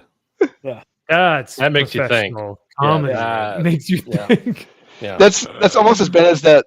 Was it from the movie Repossessed with Leslie Nielsen from the 80s? It's a terrible movie. God, yeah. But his name is Father May I, and whatever, and he says, no, you may not. It's like, God damn it. God, that's so fucking lame. Low hanging fruit. I'll also add, I thought this book was going to be shit before reading it because it was coming out from DC. Yeah. And they've avoided any type of like what Lobo and Lobo's humor should be. They have avoided for a good while now. Yes. So. Now, I would, there was a part of me that was like Lobo cancellation special. I was really hoping that they were going to make him do some of that most heinous, funny, out of this world, gruesome stuff to make him get canceled, which they kind of do. I mean, keep in mind they're the same people that did the previous Lobo special the year before, or the that's right. You know, the like, ghouls just only want to have fun. Yeah. Yep. And I can't believe I'm actually saying that name, but yes, that was an actual DC title from 2023. Almost like Marvel Meow or whatever the fuck you put down there, right? Hey, that's it's like that piece of art. Uh-huh. That is a conglomerate of top-notch creatives putting their heads together and recognizing the importance of pets. Absolutely. Yeah, you're right. And I can't say this enough, but Lobo cancellation special, the art. I mean, it's just like, it's perfect. It's perfect. So, all right. So for my number 9, I have Savage Sword of Conan, the magazine. Bold strategy, Cotton. Honestly, I bumped mine off because of Jason Aaron. The last few issues, he put his stories in there. I completely dropped it's not on my list at all. Yeah, Jason Aaron's stories were so bad, I could not include it. Yeah, I didn't like the last ones. I dropped it. Whoa. Okay. All right. Yeah. I mean, to be fair, this one I am a little bit more lenient on. I think just because of the fact I'm really partial towards the magazine format. I love the black and white pages. I love the newsprint. I love that it's only like $6 or $7. I love that you get multiple different stories and pinup artwork within the book. The first like 4 issues, you had Solomon Kane, which we're going to get another Solomon Kane by Patrick Zurcher. I don't know, man. I thought this just kind of overall has a really great like culmination of everything. Is it a great book on its own? Like if you were to take one of those stories out and have it be its own thing, it's not, it wouldn't be top 10 worthy. But when you put all of that stuff together, I feel like it's worthy of at least being, mentioned in my top 10 because of, like I said, price, the format, the stories that you're getting, and then all the pinups as well, like the amazing art. So, but I totally understand the Jason Aaron thing, like not doing it for people. So makes sense. But yeah, I had to put one of the Conan books up there. Come on my top 10. Well, at least that's the only one. So you picked right. Yeah, that was the only one. I mean, if you're Rockin' Robbie, he only chose Savage Sword of Conan. He didn't put the regular Conan title. Yeah, because he doesn't know how to fucking read. Yeah, I don't know about that one. Update, Ohio State just scored. It's 21-14 and 6 minutes left in the 4th. So, all right, for Turds number 9. Coming in hot. Whoa, so high. Was it issue 3 that did it for you? Yeah, it really was. I was, when you have somebody like Shane Connery Volk who does so well on Nottingham, and we have a mute button for a reason. And sorry, did I? And when he does so well on Nottingham, and then when someone that is an illustrator says, "Oh, I want to try to write too," it's kind of like, uh-oh. It's like, careful here, easy. Yeah. But so you're excited and you really want it to do well, but at the same point in time, you're kind of like, oh man.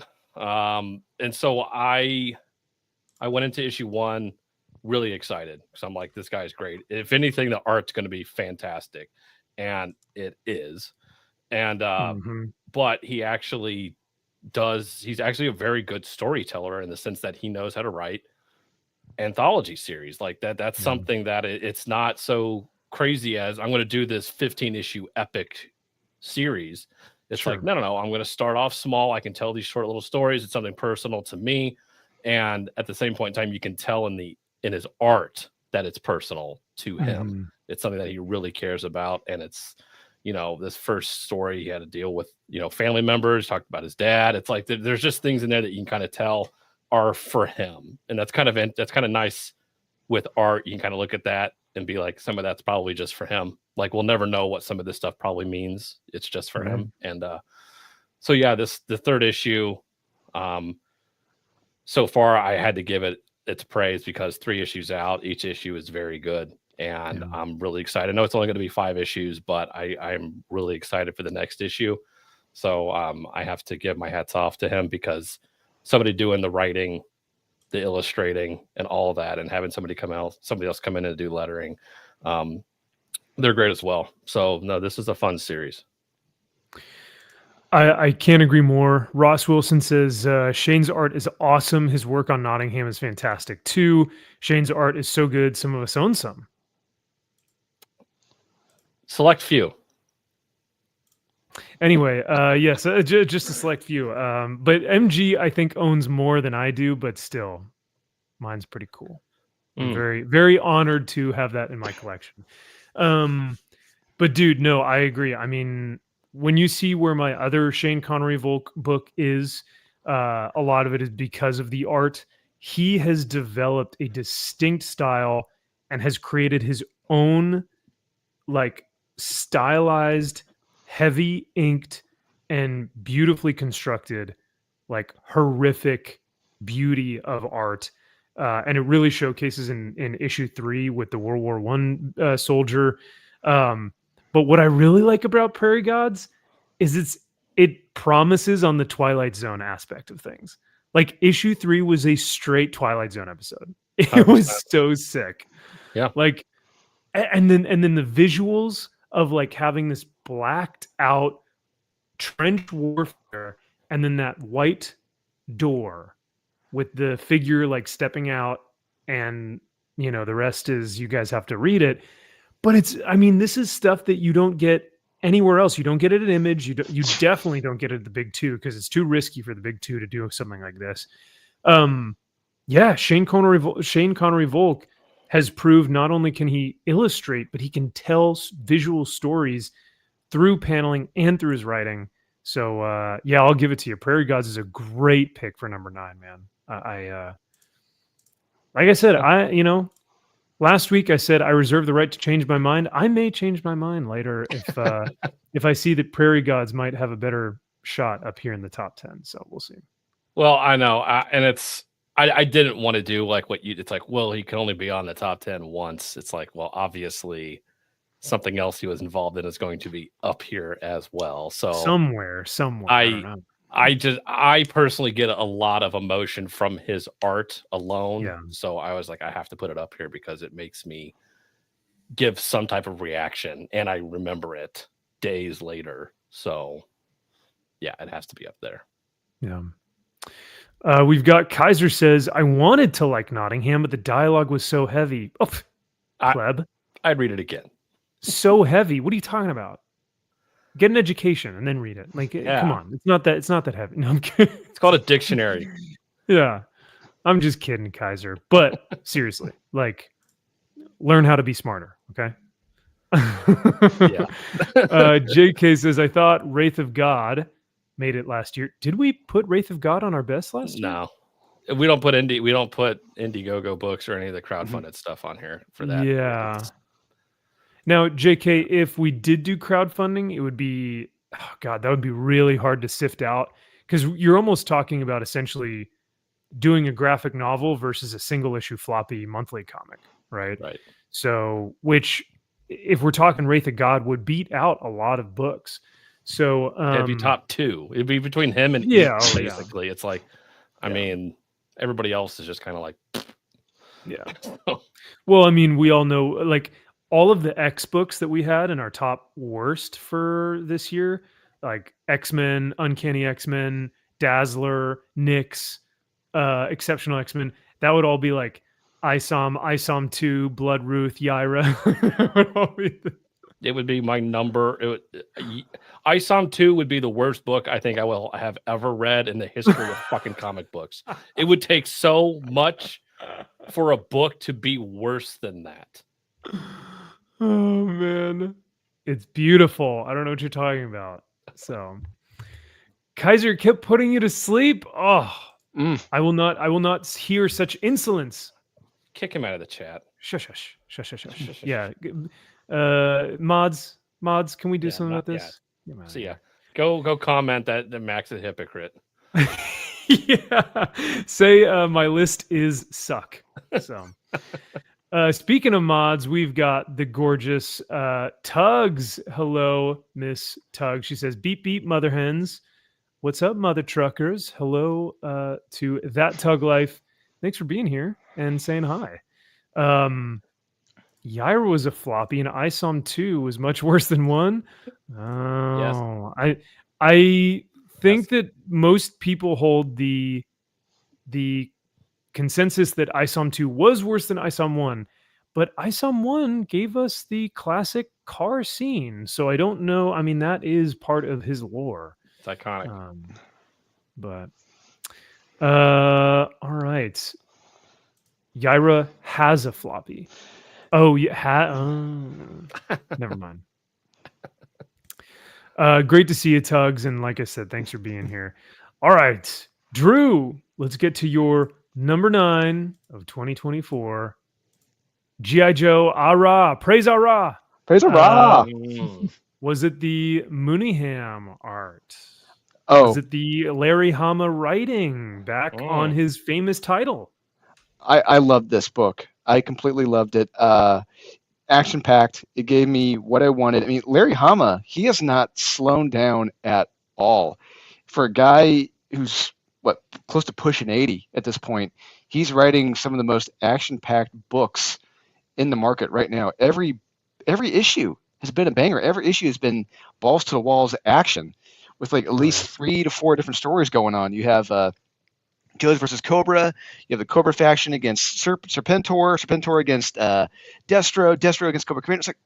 It's like who the hell could trust anyone anymore? It's crazy, and but it's only accentuated by Chris Mooneyham's art. But you know, we did have Paul Peltier doing some of the art, which it's still good comic book art, but it's not to that Chris Mooneyham level. But it's still damn good. G.I. Joe. This is the best G.I. Joe has been in a very, very, very long time. And yeah, I honestly, 15 years at least, probably since before. It's been a long, very, very long time, and I'm having a blast reading G.I. Joe every week it comes out. Hell yeah. Yeah, mine was an honorable mention. But I did want to mention it because, like I said, if Mooneyham stayed on the project, I probably would have had it in my top 10. But it's tough to go back and forth between those artists, and I understand that they have the deadlines, but it just puts a halt to the story. Josh, I know you're not a big fan of Chris Mooneyham. What's up with that? Does it not resonate with you? No, I'm not. It's not that I'm not a fan of him. I like his work on G.I. Joe. I did not like him on Nightwing. I thought he was a terrible artist on Nightwing. Yeah, that I don't think those two match. Superhero does not fit with his type of artistic. I mean, if you have the right superhero, it would be fine. But Nightwing is typically supposed to be. I think Nightwing should be a very sleek book, and it was super clean. Yeah, it was like the one time I've been like, "Yo, you made Nightwing unattractive. He looks fucked up. Like, what's wrong with you? Go away." Boy, don't you be doing that to my gay crush. Oh, that's right. Exactly. Well, I think that's a good pick. Drew. I like it. G.I. Joe, Ara, real American hero, and very patriotic of you. So very nice. We will see another G.I. Joe book in my list a little bit later. So, yeah. But quick update: OSU picked up a fumble, ran it to the house, like 80-yard TD. Yeah. Crazy. Yeah. Crazy. You just see the distraught on all the Texas fans. It was all the Longhorns, just all of their horns going. Yeah. All right. Well, let's get to McDizzy's number 8. The Ocho. Oh, what the come on. What are you doing with these stupid titles? It's a board game. Nothing. What? That's a serial, isn't it? That's a Martin and life. That's a serial. No, yeah, that's a Martin Lawrence. It's a Martin Lawrence, Chris Rock. No, Martin Lawrence and Eddie Murphy movie. Yeah, Murphy, yeah. Of course, Josh with some pretentious BS. Life is perfect. Yeah. Oh my god. Geez. All right. Tell us why your number 8 is a book that we've never. Okay, we'll just go to the next one. I'm gonna say 2 things to lay on the cringe even more. Oh no, the distillery book. Oh god, why do we have him on the show? And it's hold on your butts. It's written by Brian Azzarello and Stephanie Phillips. Okay, the first one, I'm out. But the second, the Stephanie Phillips? Yeah, listen. I agree. I can't stand Stephanie Phillips. I hate her so much that she blocked me on Twitter. Wow. Look, what I will say is I think the things that make them too Brian Azzarello-y and way too Stephanie Phillips-y, they balance out. Like, I think Brian steps in and goes, this is shit, and changes it. And then she's like, all right, we get it, and changes it. And it actually makes like a cohesive story. This book is told from 2 perspectives. It takes place in the future. And you have the pros perspective, meaning professionals, and the cons, meaning convicts. And you've got the professionals that are going to this earth that's supposed to have been terraformed and abandoned to source materials. As far as they know, no one has inhabited this place for over 300 years. They get there. There are people living there. These people living there are convicts that were sent there to live out their sentences, their life sentences for prison. Here's the thing. They were experimented on so that if they had 3 consecutive life sentences, they would have to live out those 3 consecutive life sentences. So you've got these people that are just there, and they're aging, and they're cancerous, and it's crazy, but they are awful people, like awful, just the worst, because it's like a Lord of the Flies situation. So you've got these 2 things, but you just keep learning things. It's an ensemble of characters, and you keep learning just little tidbits of all the characters, and they're super interesting characters.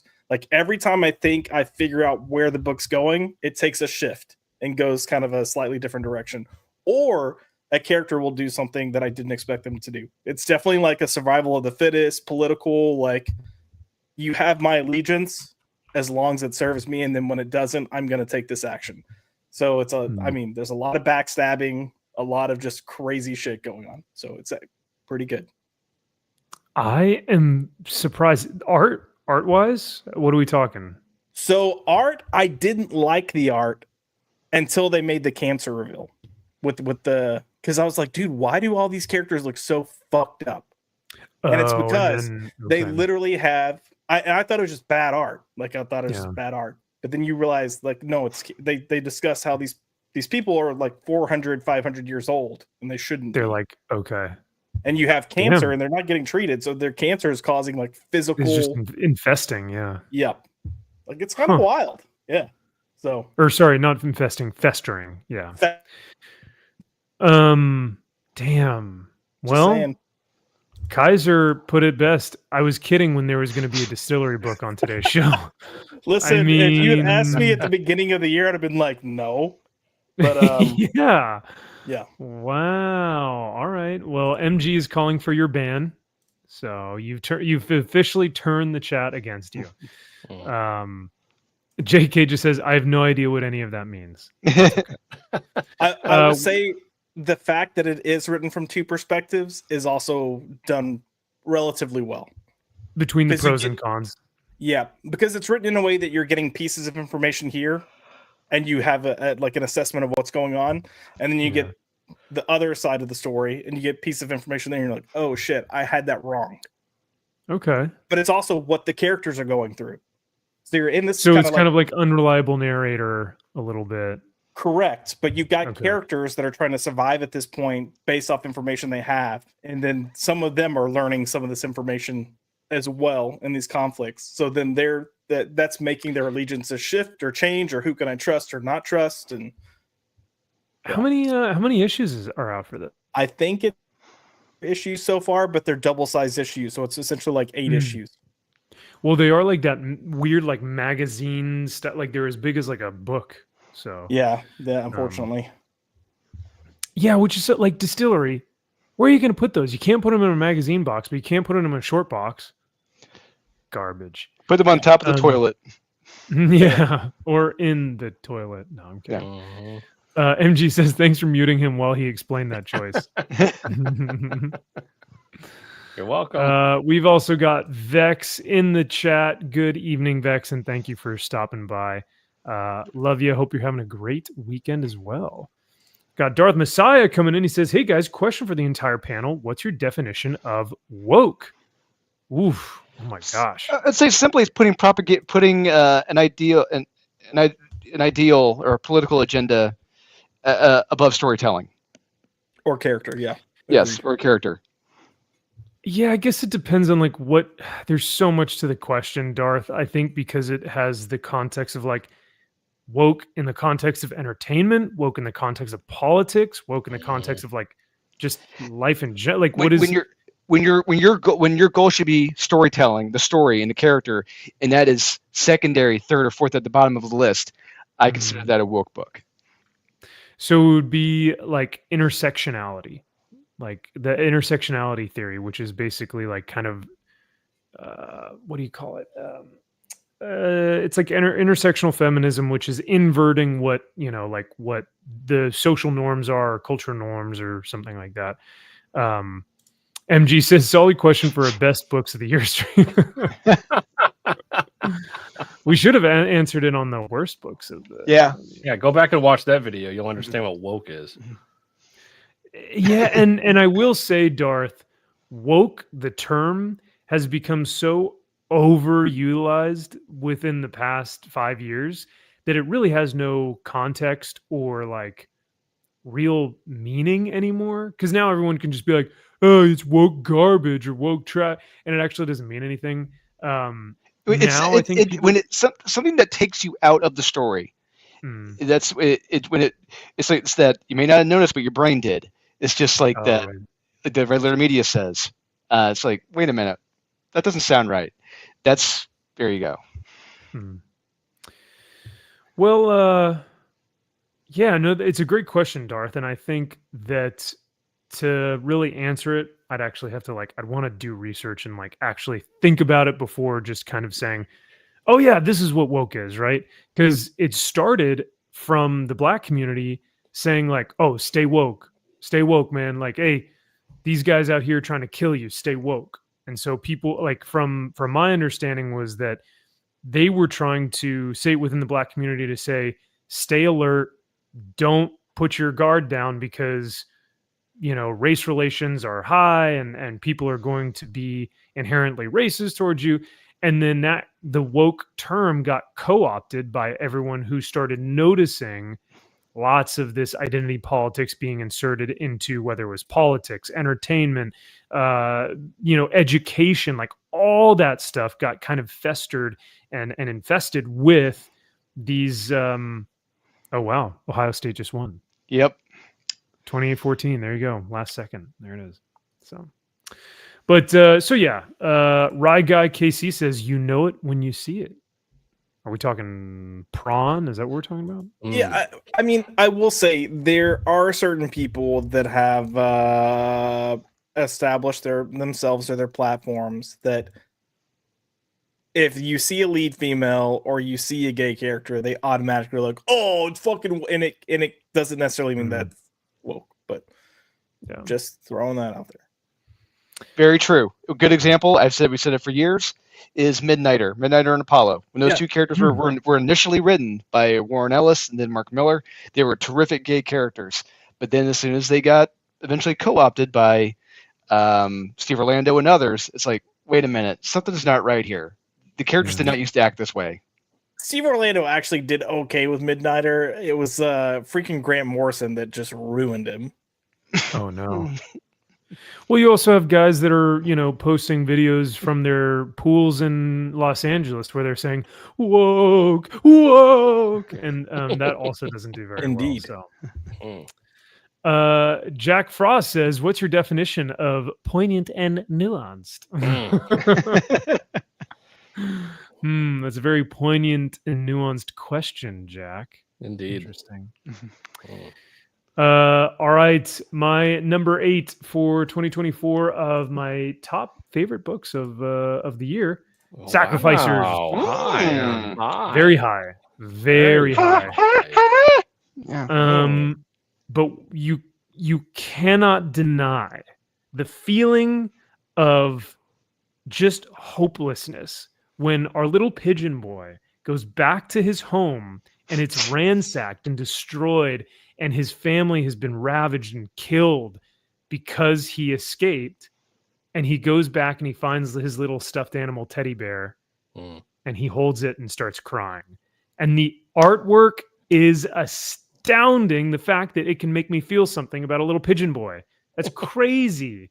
But then the coolest part about volume 2, because volume 1 ended with issue 6, which was like at the beginning of 2024. So the rest of the issues in 2024 were following Pigeon Boy on the effing super soldier serum, and he's cutting heads off, and he's ripping dicks off, and he's like coming for you, and he's like, Pigeon Boy is cracking skulls, and I love it, dude. I'm so in on Pigeon Boy being like the new protagonist. It's awesome. It's very fitting for the character, because if people have been reading the story, or if you haven't, little crash course on it is that this is a character who had that blind faith in his gods. We're making these sacrifices for the community, for the greater good. But then he discovers that these gods, everyone, they're actually pieces of shit, and and he's taking his revenge out on the gods, and it's just in a certain way, in a certain point of view, you can see it being justified. Yeah, the world building, the art, the character design, the world, or the landscape and the architecture for each one of these like races. It's freaking beautiful, and all of it's unique. All of it is new. None of this is like a retelling of anything. It doesn't feel like it's revamping anything. So Sacrificers, love it. It actually moved up one for me this year. Nice. But yeah, high praise indeed. But like I said, I don't know, I'm liking Lobo Cancellation Special. You guys kind of have been moving me around, but really Prairie Gods feels like it should swap out for my number 9. That would be smart. That would be Issue 3, really, when I'm thinking about it. Because I'm thinking, which one did I have more fun? But also, which one did I just, out of sheer entertainment, did I enjoy more? I don't know. Kaiser says, 10 different books in the top 10 already? You guys are so diverse. Well, we're not shills, if that's what you're getting at. Also, some of these people want access to these fucking assholes so they can come on their channel. Well, I really like all these books. Yeah. Ultimate Spider-Man, Amazing Spider-man. We still haven't gotten. Yeah, we still haven't gotten to Ultimate Spider-Man for me, so Bro, there's no. I forget what your worst list was, but I reject the notion that you have. It's literally Ultimate one Spider-Man. tab over. You could literally look at it right now. Yeah, but do we want to derail the stream? I mean, you could see amazing. Oh my God, he might be right. I don't see... No, alternate line. Yeah, right. Didn't quite. You can't double dip. You can't put ultimate line there. Hey, I said there's some things that might pop up more than once. It's null and void. Your whole list is null and void. Totally cheating. Worse than a cheating of putting multiple books in one. Which cheater, pumpkin eater. Jeez. Liar, liar, plants for hire. Okay. Hypocrite. You hypocrite. You hypocrite. Don't trust Josh asshole. Josh asshole. You suck. Your top 10 is suck. No, it's your suck. Your suck. Yeah, your suck. You is suck. Turd Burglar, let's see if your number 8 is suck. All right, let's see what we got here. Ooh, low. That's a little bit low. I figured that it might For be a little me, bit higher. I'm the one that's been like the coldest on that. To be fair, cats. yeah, you do hate cats. That's true. I do hate cats, and I love seeing cats die. I want to see more cats die. Oh my god! Horribly, painful death. Poor Carrie, when she was in the chat that night, she was like, "Oh my god, this is terrible." But all right, why is Feral your number 8? It's again somebody who I despise cats, and I always will. I fucking hate them. They are pieces of shit. It is literally like being around a pissed off woman who will not tell you what's wrong.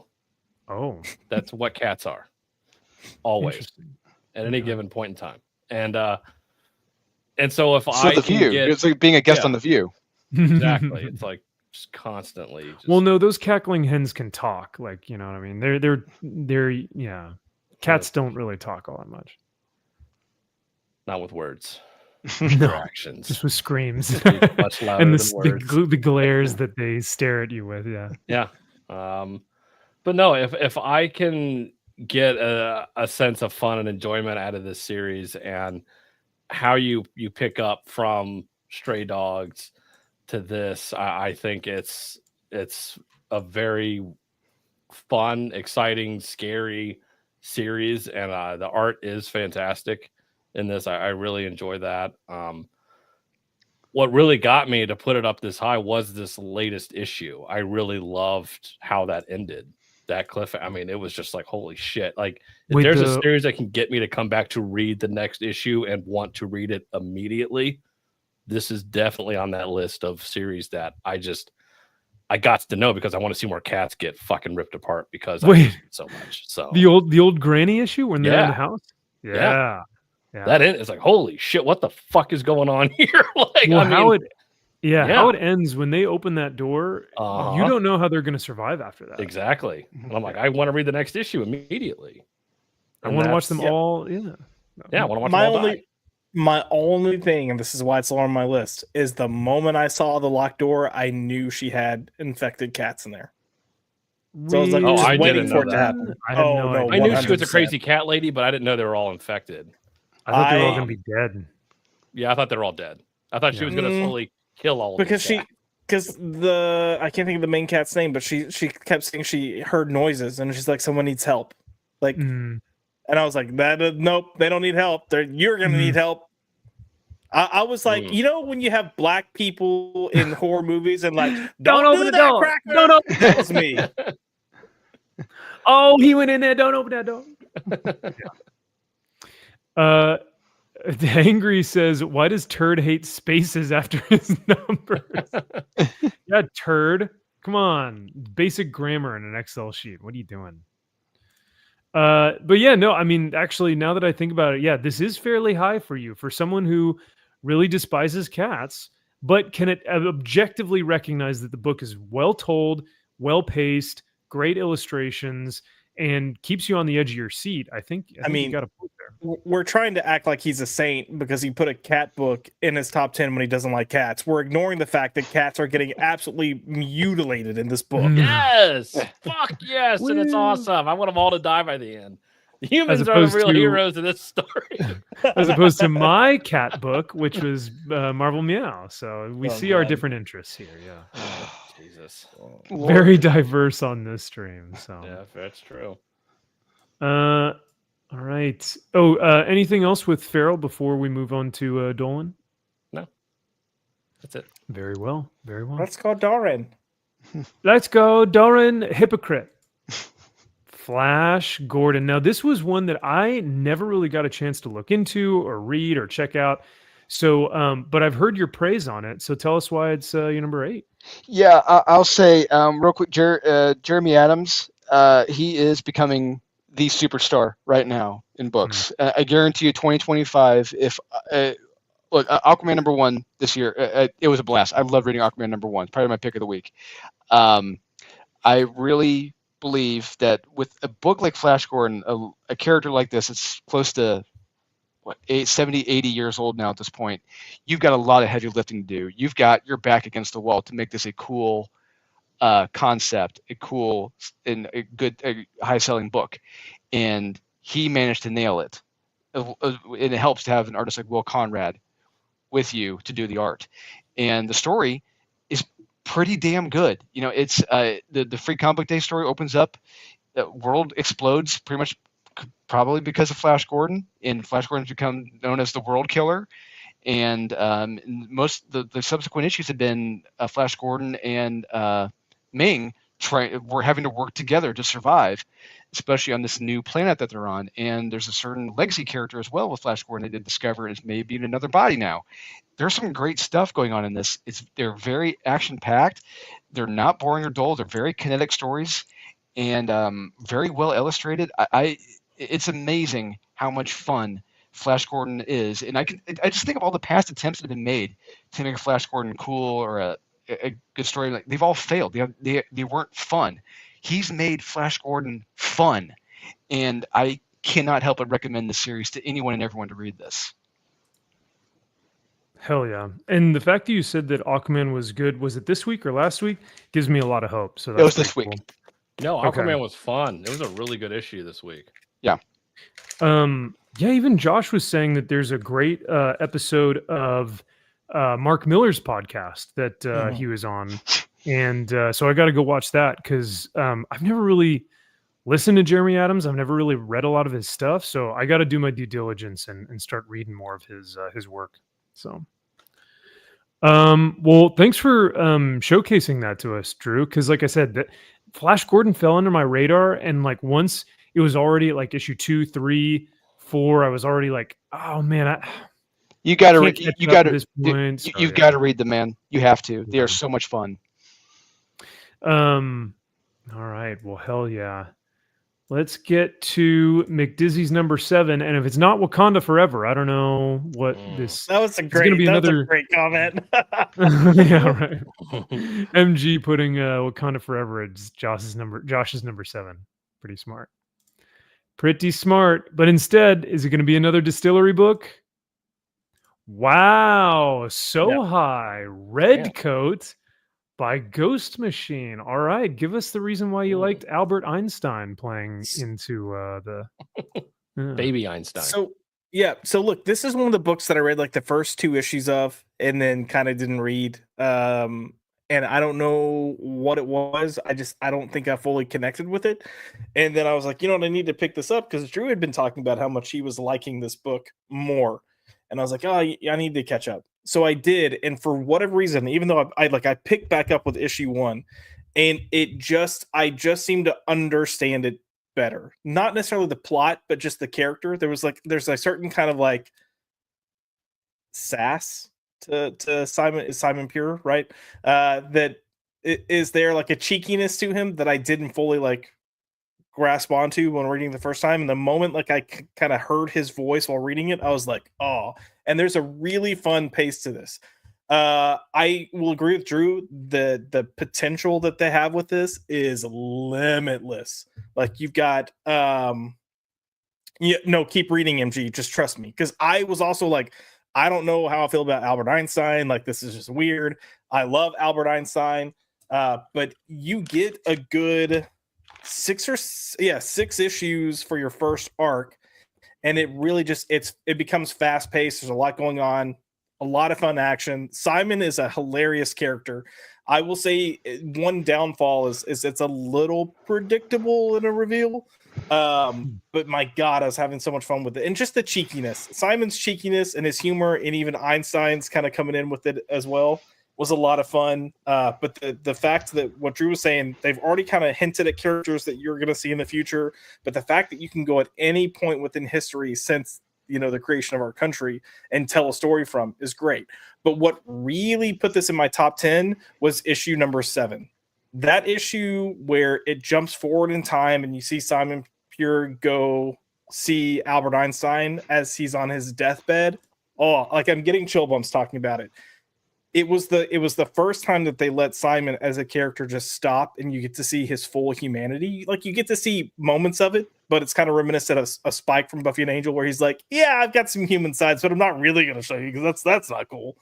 But you really get to see it. And there's one page in particular where you see that he's lost people he's loved, and it's just him at their death, and it's just panels as a different year, and he's just there, just mourning their loss. That for me sealed this. Like, this is the best Ghost Machine book that's out right now. Wow. Yeah, in this last issue with the serial killer family, which was actually a true story. Yeah, and I loved it. Damn, so a dude. ton of fun, and you have magic and mysticism and everything else here. Yeah. Even Chris said that one made me cry. No joke. Wow. Brian, how Brian Hitch illustrates Albert Einstein, and how he illustrates Simon when they're together. He's at his deathbed. That is arguably some of the best artwork of Brian Hitch's career, arguably in the last 25 years. Whoa. It is some of the best stuff he's ever illustrated. It's good. It's good. And what's fascinating? Sorry, go ahead. I was gonna say, it's not heavy-handed either. The dialogue in that issue is so understated, but so like poignant. Like, it packs the punch that it needs to without trying to.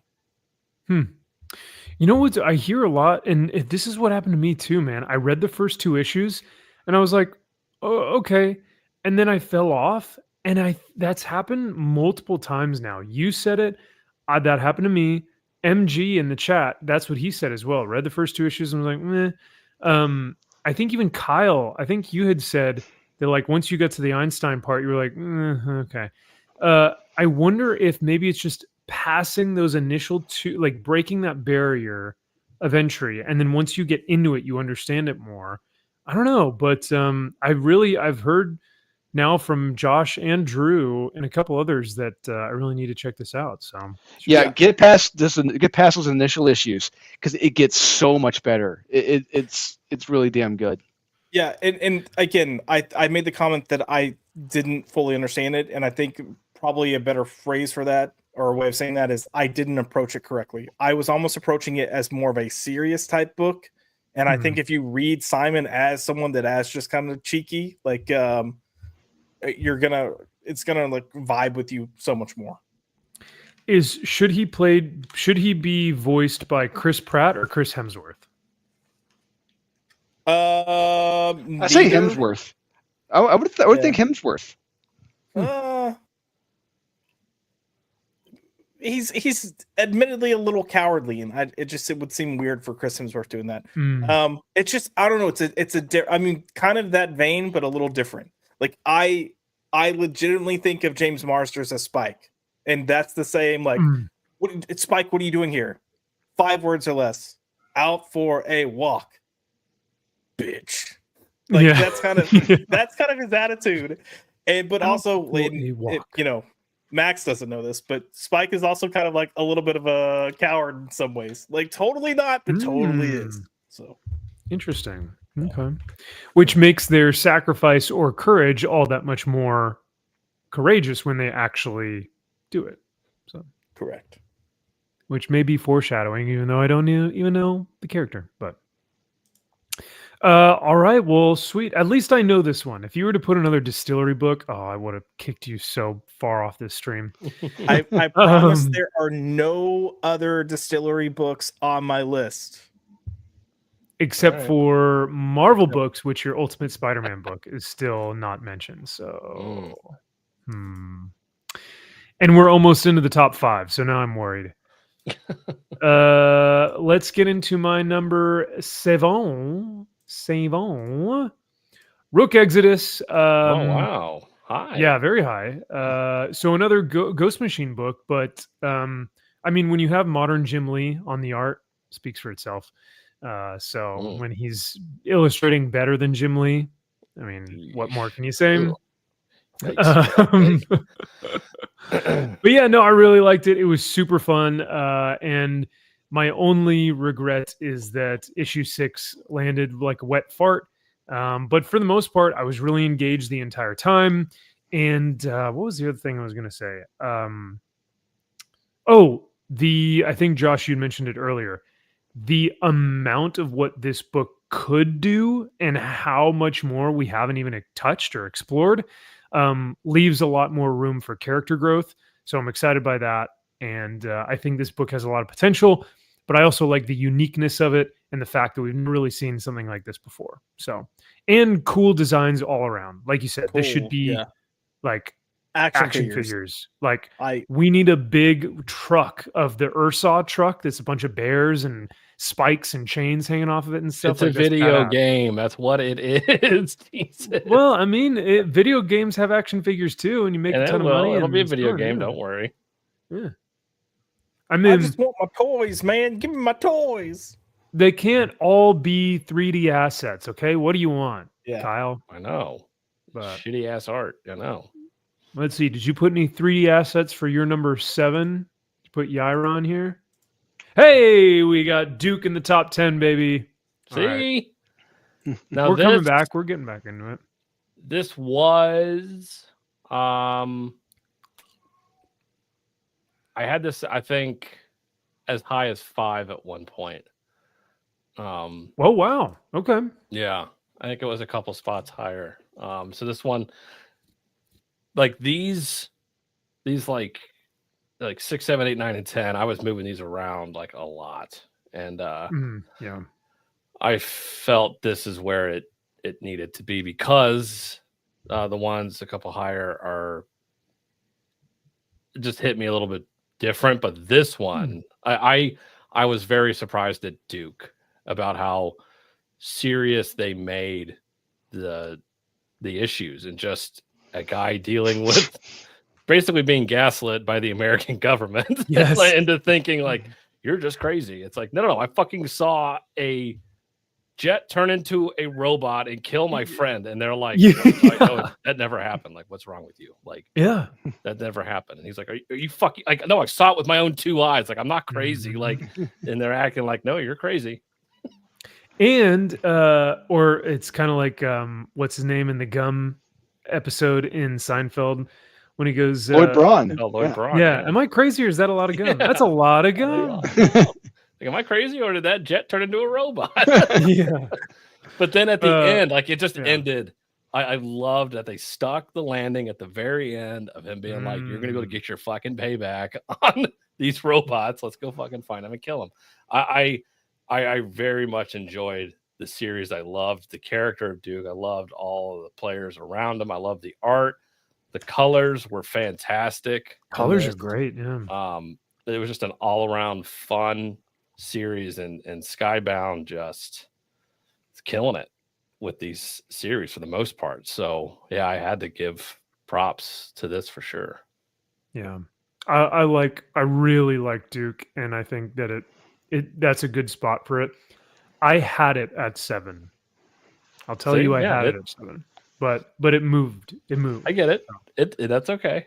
Yeah, it's around this area, so yeah, I think it's and you can't forget that at the end, I think it's the last issue, when Duke is fighting that robot, and there's a really brief glimpse of like it's like panel.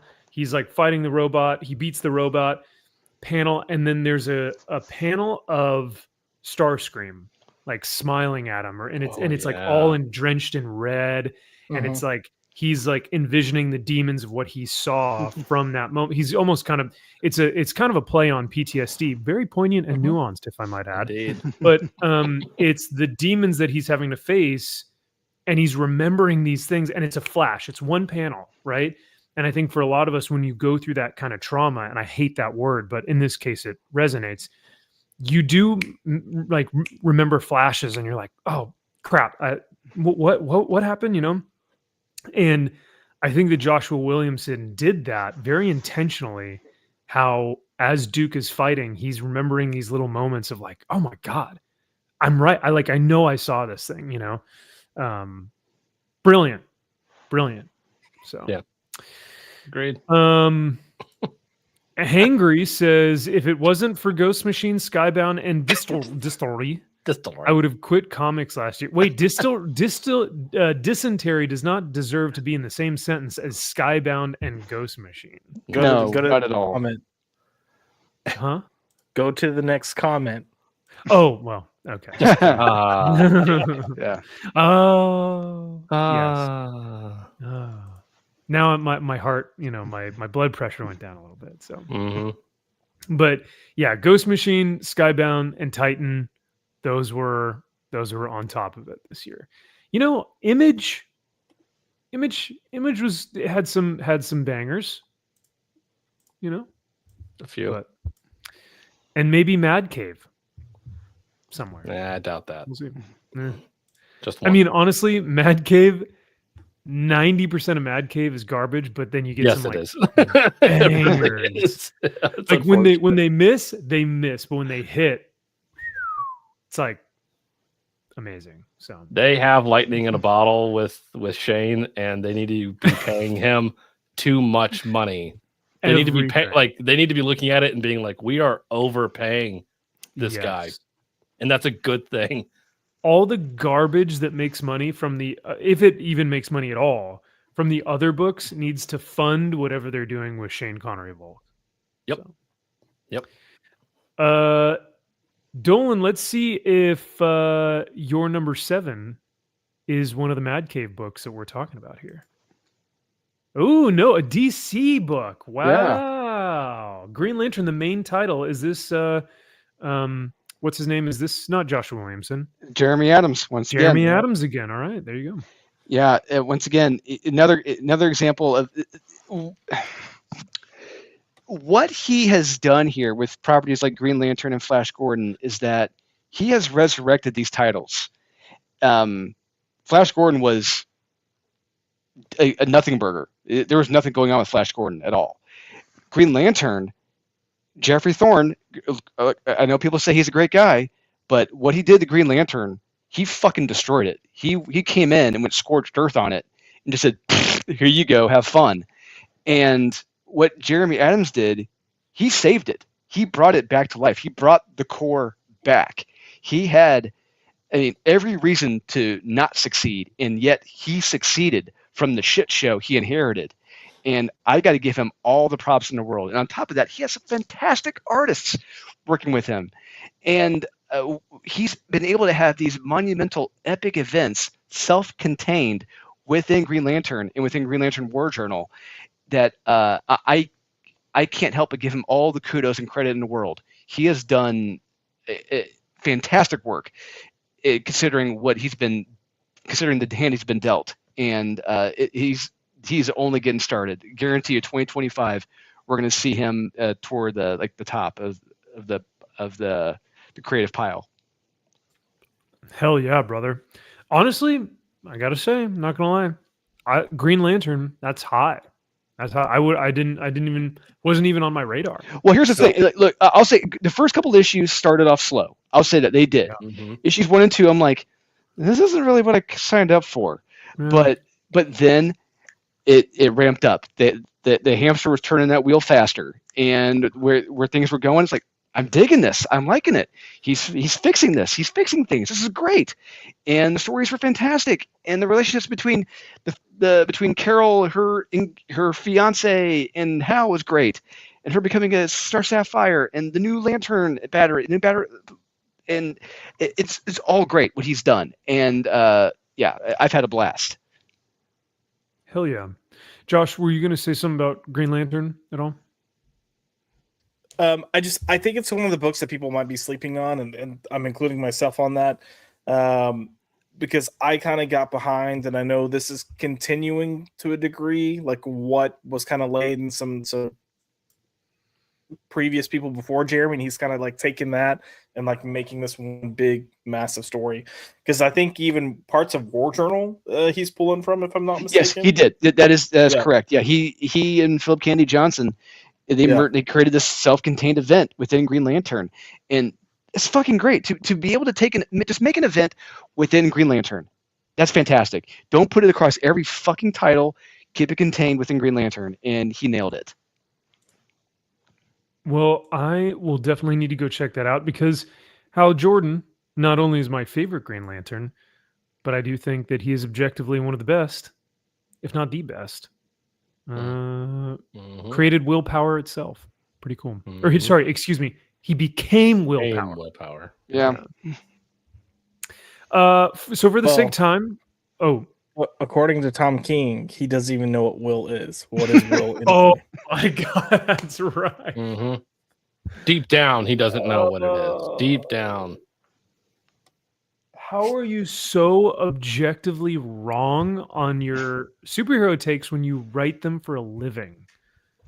Wow. And people are just he has the most apologetic, filleting fans in the world who just he can do no wrong. I don't get it. Oh man. Well, for the sake of time, we'll start doing these row by row because I think we at this point we may now start to see duplicates start coming up in our list, but we'll see. Really? I don't know. So, eh? All right. Potentially. I haven't looked at this, but I can only speak from my end of the of things. So is this where we see Dolan, Kyle, and I all put Conan? Well, God, I really hope not. But let's see if that's. Now that you say that, I'm worried. 3, 2, 1, Conan. Oh, damn! You fucking did. Wow. So McDizzy ruined me again. Didn't move up or down, and I guess it just stuck at number 6 there. So look, this is cheating a little bit because I kind of included everything Conan here because there's so many other books that I wanted to at least give space to. Okay. But even within just Conan the Barbarian, this comes in at 6.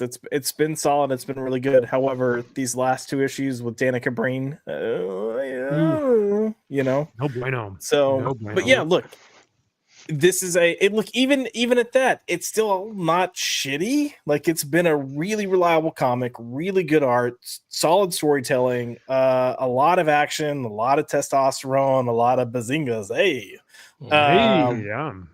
So I mean, it's got a little bit of everything, but it's also kind of laying this path of, I guess, as a man and what we should be and do and live, it's kind of got a little bit there, not in preachy ways, just like by example. So I like that. Yeah, this was, I'll talk about Conan later, but there are inherent themes of leadership because Conan sees into the future, and when he speaks to the elephant in the run where they're going to Atlantis, and you've got King Cole, Conan, and Brule, and Conan is told that at one point in time in the future he may become a king, and so now Conan is looking after King Cole and how he treats his men, how he treats death. But also watches Brule maybe make mistakes. And so Conan has to watch the mistakes of a leader and see how that impacts him as a man. Brilliant. I mean, it's so well told from a masculine perspective. I agree with you, Josh. So, but yeah, these past 2 issues have been poopy. So, Drew, you want to tell me why we both put Farrell as our number 6? That's a good question. I don't know. Yeah, that's pretty interesting. That's the first. That's the first one in our top 10. Like anyone's top 10 where it's matched. Like the first 2. Yeah, we're super diverse tonight. Yeah, we haven't matched at all. Yeah. Farrell it's been a very, very fun read, and I think it's only gotten better. I've enjoyed every issue to some degree, but this, what Josh said earlier, like this last issue, I fucking loved. I love this last issue. Or I think maybe it was Kyle that said it. I think it was Kyle. Yeah. Because it was a very truly horrific issue and terrifying because there are actually homes like that. There are people like that. Yeah. Oh my God. That's what's terrifying about it. And even the ending of it makes it even more terrifying. But I love zombie type stories. I love 28 Days Later movies, and it's got that vibe to it. This Farrell run, and the art's terrific. Trish has had to do some heavy lifting of some of the issues herself, and I'm enjoying the characters. It's a very fun read. It's incredible the amount of emotion that Trish can portray on a cat face. Yeah. You know what I mean? Like on an animated cat face, you know exactly what they're feeling. And that's all Trish. So Yeah, she's doing great work. Yeah, there's been a couple. I think there was one silent issue in particular where she had to do most of the heavy lifting herself, and she did a great job. Yeah. I will say for me, Feral is one of those books that like I flip through so fast because I am wanting to know what happens next. Yeah. And I'm super impatient and I'm like, my heart rate's up and I'm excited and I'm like, holy crap, what's happening? Oh my God. So it's that level type of pacing, but also excitement. And I can't get enough of it. And plus cats. So there you go. Cobra Commander, so high. But I'll let you explain. Chris gives you a thumbs up and a fire emoji. Yeah, that's right. Yeah, that's where it needs to be. At 6, almost your top 5.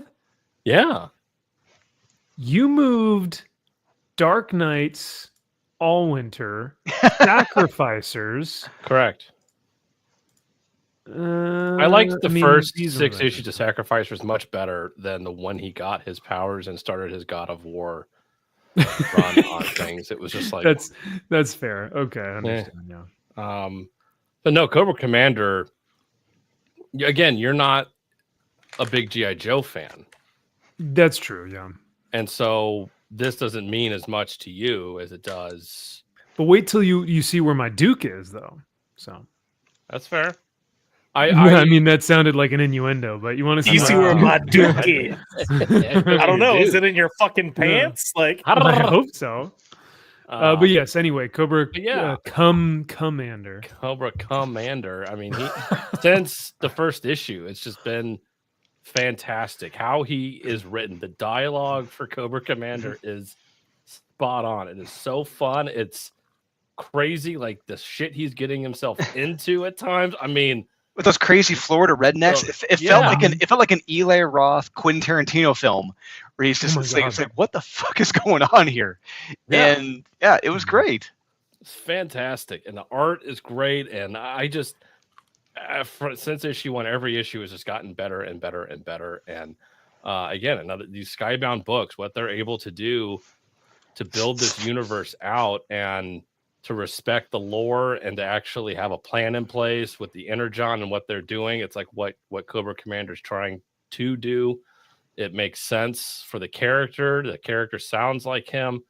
Yeah, it's just so much fun. And I was very shocked about how much fun I had with it, along with all these Skybound books. And it's kind of interesting where they fell on the list. It was just very interchangeable, but I'm like, I had more fun with this one. I really liked it. It's like there were certain things about certain issues that I liked more. So yeah, I think that deserves to be up here. And I don't know, the fact that you don't is sad. I mean, I would much prefer you at least switch it with Duke. I think that's I literally did it. 5, 6, and 7. You'll see what 5 is pretty fucking soon. You're gonna see why it's like, okay, this is why all these books are kind of like right here. Oh, they kept changing. Okay. Yeah. So you'll see what 5. You can probably guess what 5 is, but it's 5 is either going to be G.I. Joe or Transformers, especially if we're talking Skybound universe in general. And the introduction to the Transformers with the G.I. Joe universe is pretty damn badass. So, well, let's see. McDizzy didn't even have Transformers in like his top 20. So, I mean, I don't know. What are we? I don't know what we're doing anymore here on this show. And I'm trying to remember because I actually had Cobra Commander in my top 10 at one point, and I think I may have accidentally completely left it off. Yes, that's where it needs to be. That or it's still coming up. I was looking at my phone. I was like, I don't remember if this is one that I shifted, but I don't think so because I'm 99%. Max wanted to write out Marvel Meow, but not Cobra. I know, right? Perfect fucking sense. I just didn't get it. Cobra Commander. I was like, I don't get it. It doesn't even matter if you don't get it. It's still a comic book that deserves to be over Marvel Meow. I just had much more. More funner for me. Shut up. No, you did not. You did not.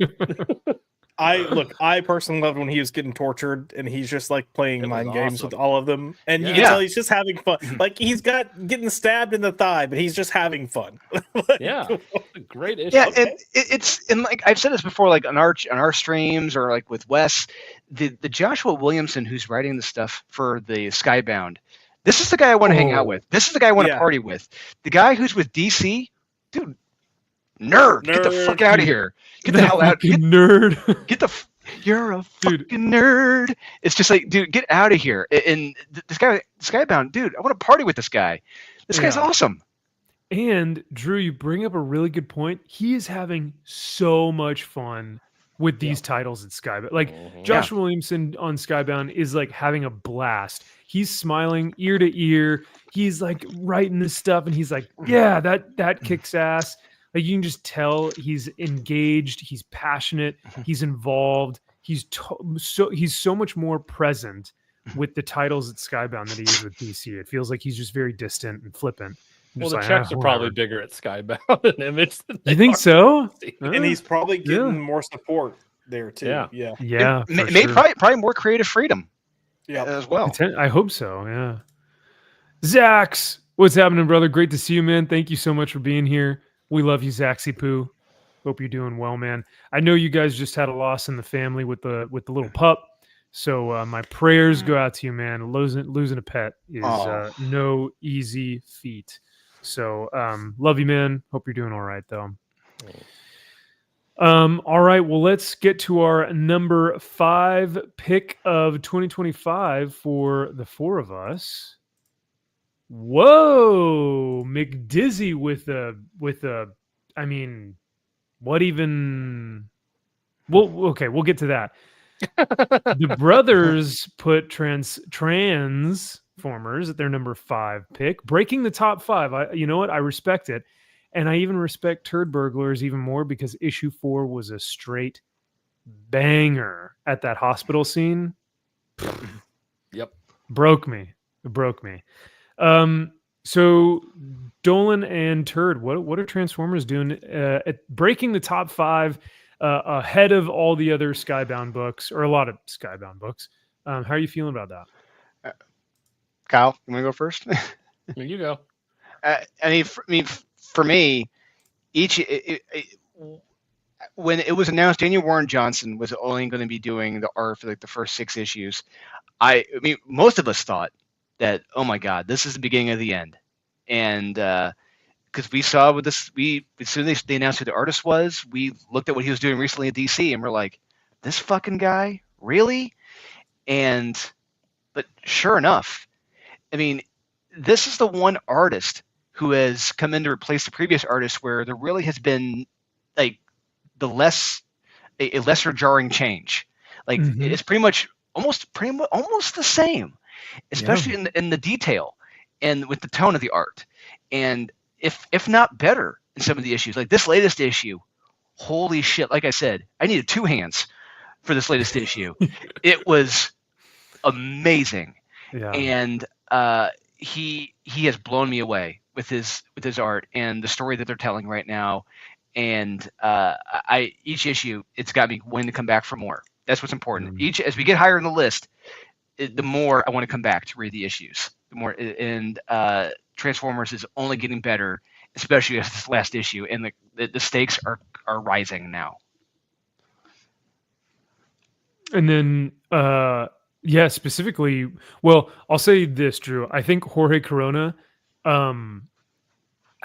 it's almost like he was taught by Daniel Warren Johnson or something. But there's a specific texture and a kinetic feel and a vibe to all his work that just feels like you have the same. You're bringing the same level of Daniel Warren Johnson, like creativity and talent, but just in your own distinct style that's making it wholly unique, but also you.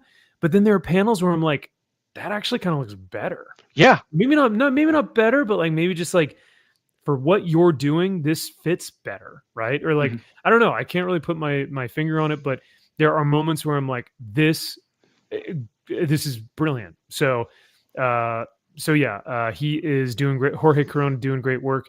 But issue number 4, writing wise, pulled at my heartstrings, and there's no greater sacrifice than for one's to save another human. And Optimus Prime, I mean, just pulling the leadership card and being like, you know what, stand back, I've got this, I'm going to take care of this. Yeah, and seeing Daniel Warren Johnson have panels of Optimus, you could have easily had still shots and panels, but he literally wanted to draw him mid transforming between robot in the and truck. Yeah, it was like, that's fucking brilliant. Where it's like, you know what, I need to have some movement in here, even though it's just a very static shot of him wanting to talk to just a person or whatever. It's like, no, let's have him moving a little bit in here. It's like, that's fucking brilliant. And what he was able to bring to these characters that have been around now for 40 years. I mean, it's just something that it caught everybody, by surprise almost, but like it was really hyped at the beginning. Like everyone's going to read this. It's going to be amazing. And it was like, maybe you hope it is. And it's one of those that it's like, thank God it lives up to expectations. Yeah. Because this thing could have fallen off a cliff real fast. And issue number 1 arguably may have outsold Absolute Batman with 150,000 or 200,000 copies or something of Transformers number 1. And that's for people who don't really even like Transformers. Like way more people like Batman than Transformers, right? But because of his star power and because of what they promised, this book was really hyped. So yeah, it was, and good. And it's bringing new readers into the hobby. It's bringing new readers into Transformers. And with that comes, hey, you like this issue, you like this series, or you like this art, check this out too. It's like, you see the power of a good book and a good story and good art and what it can actually do. And then so when you have it tie into other good titles like Cobra Commander, like Duke, like it's like, that's what happens. That's how you do it correctly. It's let's actually build this out and tell great stories and not put the cart ahead of the horse. It's like, let's actually think this thing out. And it started with Transformers, and thankfully they did it correctly. And where they've continued to go, it's living up to that. Thank God. The latest issue was amazing. The art was fan-fucking-tastic. And so I'm very hopeful that this can continue, because Daniel Warren Johnson's getting ready to leave. And it's like, I really hope it continues. There is, so Kyle, I can't talk about this latest issue enough. There is one page in particular I think is arguably the best page out of the whole series, how well it was illustrated. Yes, there's one page in this latest issue. I was like, holy shit. Yeah, there's some really good. Yeah, I could probably guess what it is. Yeah. That last page, the last page too. It's like, oh shit. Yeah. Well, even the last splash page in issue number 4, where the whole time they're on the defensive, Optimus is having to sacrifice the Matrix, his core Matrix, to like power the hospital that's going to save Spike, and they're at their down point. And so at the end of the issue, I forget who, Cliff Jumper or one of them was like, you might want to use this. And Optimus is like, I can't do that. And he's like, you have to. And the last panel, he says, I think it's time for the Autobots to go on the offensive. And he's got Megatron's arm on him. And you're like, my God, this is amazing. So, very, very, it's like everything a comic book fan could want, anything a Transformers fan could want. It's really well told. I was going to say, speaking of hype, I saw this on my comic shop. Oh, a 9.999 of the Transformers #1 ash can, but not just the ash can. I think this was like the 1 in 10 or 1 in 100 or something. How many were there, Kyle? I think you would know more than any of us, but yeah, that black and white, it was handed out at San Diego Comic-Con. Yeah, San Diego Comic-Con. It was after that original ash can went out. This was even more limited. This was handed out somewhere like more exclusive. It was like at a panel or something. Yeah. This was listed at $1,000. So wow. Do you think that is worth it? I don't know how many there are on the census. I mean, I assume there's probably 1 or 2 9.9s, maybe. That may be the only one. If it is a 101, you can charge whatever the fuck you want for it. But I'm willing to bet there are probably 100 made. But you got to think a 9. What if this book was at the San Diego Comic-Con, and this whoever brought it with them took it through the convention, made it out of the convention to CGC, or you know what? They probably brought it to the CGC booth at the convention. Never mind. yeah, So it probably was a 9.9. So moving on. Just something fun. I was like $1,000 for the ash can, black and white, Transformers #1, Danny Warren John. Like it had everything, and I was like, dang. damn, that's pretty cool. I have my 9.8 ash can signed and remarked by him. Is it not? Wait, you sent it in for grading? I got it. Yeah. Or did you buy it? It's- Oh, You can't see it, but it's up there. Yeah. Yeah, I just still have the regular one. It's in a top loader. I don't have mine graded because grading is for chumps, and Real chuds, Fans real of comic books. collectors, Real Whoa. collectors. I have a Max, 9.8. You're not wrong though about the 9.9 though, because a lot of times when they hand those out at panels, they don't give them out individually. Like you're seated and they have someone go to the end of the aisle, and they have a Yeah, stack. just stay here. Right? Yeah. Yeah. And it's like you take one, pass it, take one, pass it. So Mm-hmm. you know, maybe Which makes this me person think was like, sitting at the end of the aisle. Yeah. or that could they be a true found a 101. way to. I don't know. Mm. But it is a thought that I instantly go, how did this get a 9.9? 9.8 I can maybe see. 9.9? But then again, they're throwing those things out like it's, hotcakes. So True.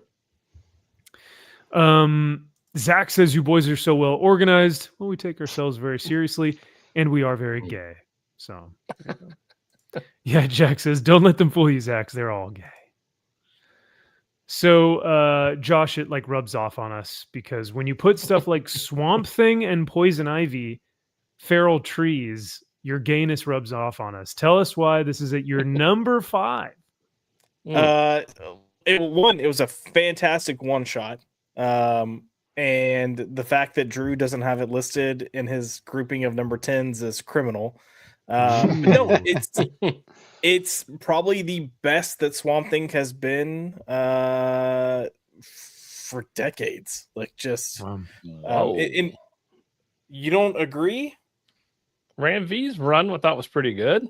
No, Ram V's run was shit. His mini Mike Perkins art was good. good. I like. Well, Mike Perkins is on the art for this as well, and it's got Mike Spicer colors. But Ram V's mini for Future State was excellent. His ongoing drug like nobody's business.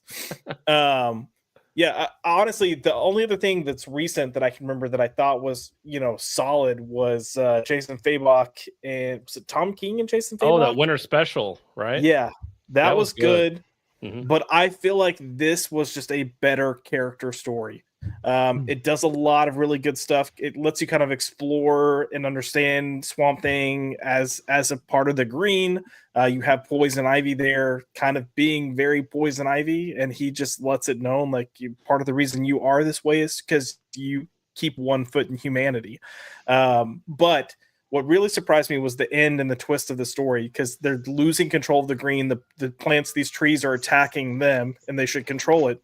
And it's like kind of a twist there that one person is causing this, but unaware.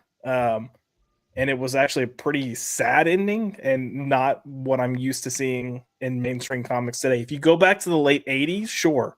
But for today's time, it was definitely unexpected. So damn. Well, that's awesome, man. Thank you so much for recommending it, mentioning it, because it's something I didn't even have on my radar. I like Cobra Commander. I read it and I was like, I probably won't list it here. But like Swamp Thing, I didn't even know this came out. Like I didn't even know what it is. So there you go. I think it went under the radar for a lot of people, but it was damn good. Well, let's see if our number 4 picks are going to be as good. I have still yet to see Conan the Barbarian on anyone's list.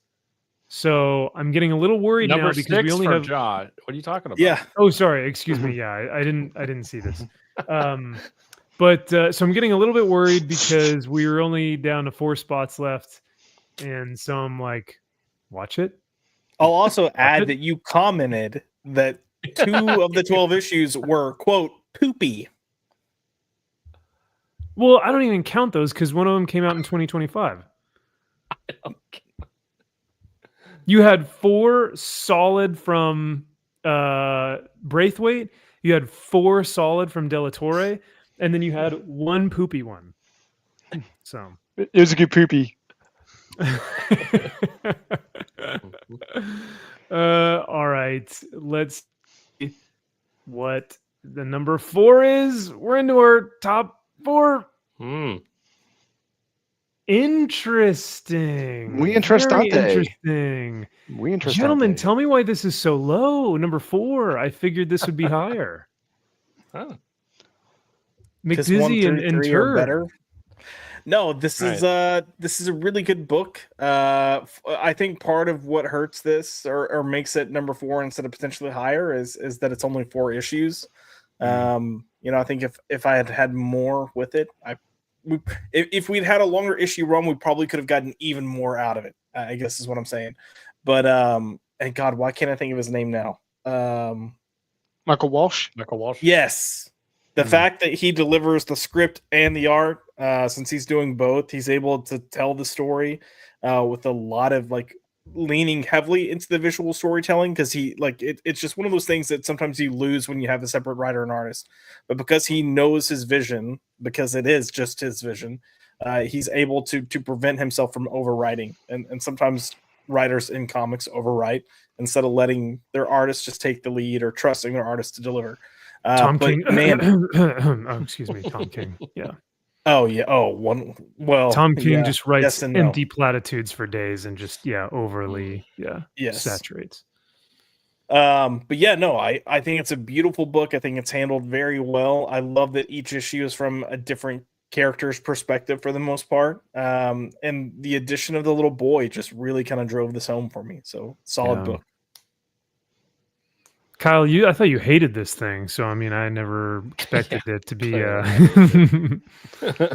No, I loved it from the beginning. I had really high hopes and just a new, fresh take on a character that is so old at this point to where these Universal Monster books, like Creature from the Black Lagoon, which was, I don't know what the fuck that was, and Dracula, which was literally just the same movie. Dracula fucking story told every time. And it's just like, okay, so you could see how somebody could easily just phone this in and just watch the 30s movie and be like, okay, I got it. I'll just go ahead and do it. But to tell a different, unique story from the perspective of a different character, like Josh was saying, in the fact that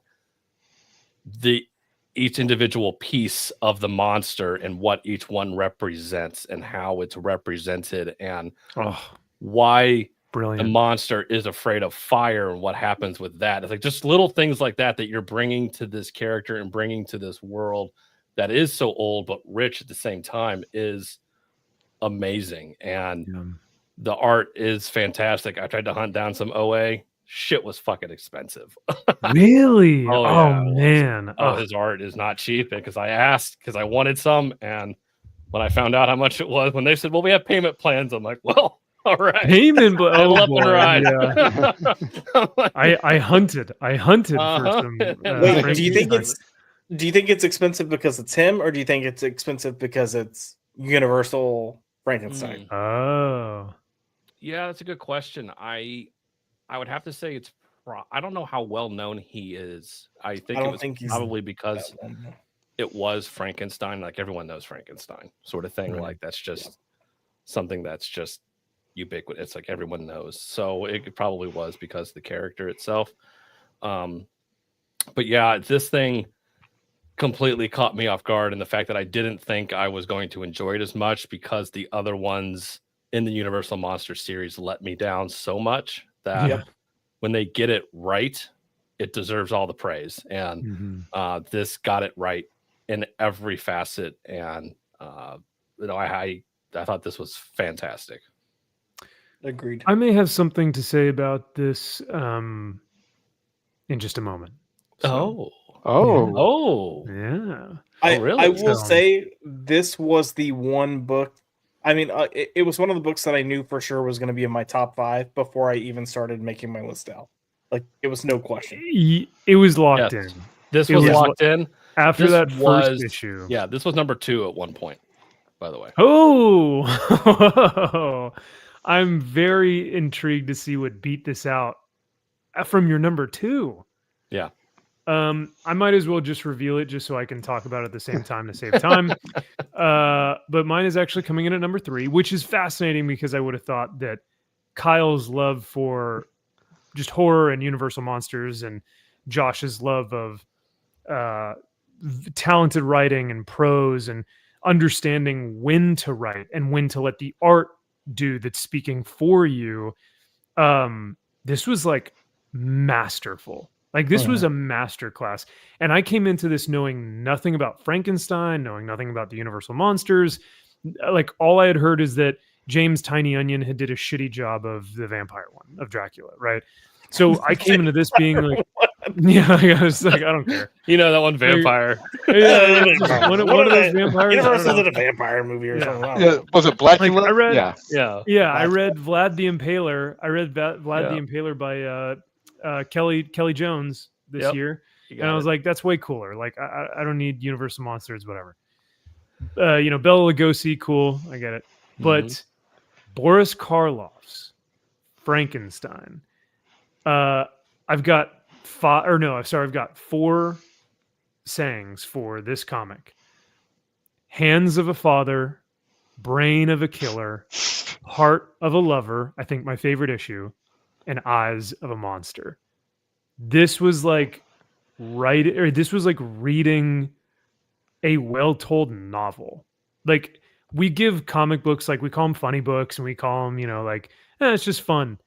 Dude, like this series was so well told in its art, in its visuals, in its pacing, like everything, and just letting the comic breathe for moments of Frankenstein, like just looking at something or understanding, like in that issue 3, the heart, what is it? The heart of a lover. When you realize, like, oh my God, she realizes that's Robert, and Robert realizes it's her, or like whatever his name was, right? Her friend. You're just like, oh my God. And you can tell through the art. He doesn't have to say it. He treats his audience like adults, and he's like, you guys get it. You guys get what I'm trying to say. Gosh, this was a brilliant series. So I'm really thankful that you guys had told me about it, because I would never thought that this would have been in my top 3 ever. So right. Yeah, it surprised me as well. Also, that cover for issue 4, Eyes of a Killer. And I don't think it's going to be the trade cover, but it should be the trade cover. It should be, yeah. That's the OA I went after, by the way. Really? Okay. Where he's got the mask and he's like taking it off. Yeah. It's so fucking good. The eyes. His eyes are just perfect. Until I had to mortgage a house for it. Put out another mortgage on this house. I'm like, don't like it that much. Yeah. All right, Drew, tell us about Space Ghost real quick, and then we'll get to our top 3. So this is another case of another character for like the past several years and it's a character like most people only know it from Space Ghost Coast to Coast. If you're of a certain age, you watch that. But I am of a certain age to where I actually did watch the original Space Ghost cartoons. I did watch the original 60s cartoons, and I did read the original comics that Alex Toth did the art for and the designs for. They are great. They're fun. They're simple stories, but they're fun. And Space Ghost always looked cool. He always had these badass powers, but they never, even the cartoons were just, generic hero stories, but they never got into where he came from. We did eventually get that in the DC Comics miniseries. But in this, holy crap, David Papozzi, he steps it up in this. And we get that story, but we also see him as being this badass, but like opening his heart back up at the same time to these kids he's taken in to be his sidekicks, and it's been very good. And the villains he's had have been great villains, and the action's been kick-ass. The artist, he has been fucking amazing. He draws Space Ghost like a total Chad, and if this artist is not drawing Batman in the future, it's going to be an absolute crime. And David Paposi, he's a guy that we have completely lambasted for his run on the Punisher from like last year, a couple years ago. It was terrible, and most of his Marvel work has been not good. But this Space Ghost run has been fucking amazing, and every issue has been a blast. So well told, so well illustrated. That if you've never known Space Ghost, if you only knew him from the Coast to Coast show, check this out. You're gonna love this. They're action-packed stories, and I can't help but get us a high recommend. It has been fantastic all year, every issue. I gotta say, I really liked that issue 1. And after a while, those kids got really on my nerves and I stopped reading. But how the artist drew Space Ghost as like this just buff ass, roided out masculine superhero, I was like, hell yeah, this looks sweet. And he was doing like super heroic stuff. Like he sounded like Captain America. Yeah, he is. And not just that, this artist has done every single issue so far. He's done all 8 issues. Oh, this is a guy. Cool. Okay. This is a guy who isn't a prima donna who needs to take a break after three or 4 issues because it's too much to handle. No, he's done every damn issue, every damn panel, and every one has been beautiful. And I can't help but recommend this. This is a beautiful, fantastic comic. Yeah. Stanley, I think Stanley Lau, is that right? No, I think it's Jonathan Lau. I think it's Jonathan Lau. Yeah. Yeah. Really good art. And I mean, I kind of understand what Max is saying about the kids, but they're also kids, and it's nice to see kids written as kids. But here's the thing, they do get better. They do get better throughout the issues. They do. Yeah. They do. All right. But no, that's awesome. I would never think to have seen Boomhauer Punisher in your top 5, but I understand. Hey, look, I have to call a spade.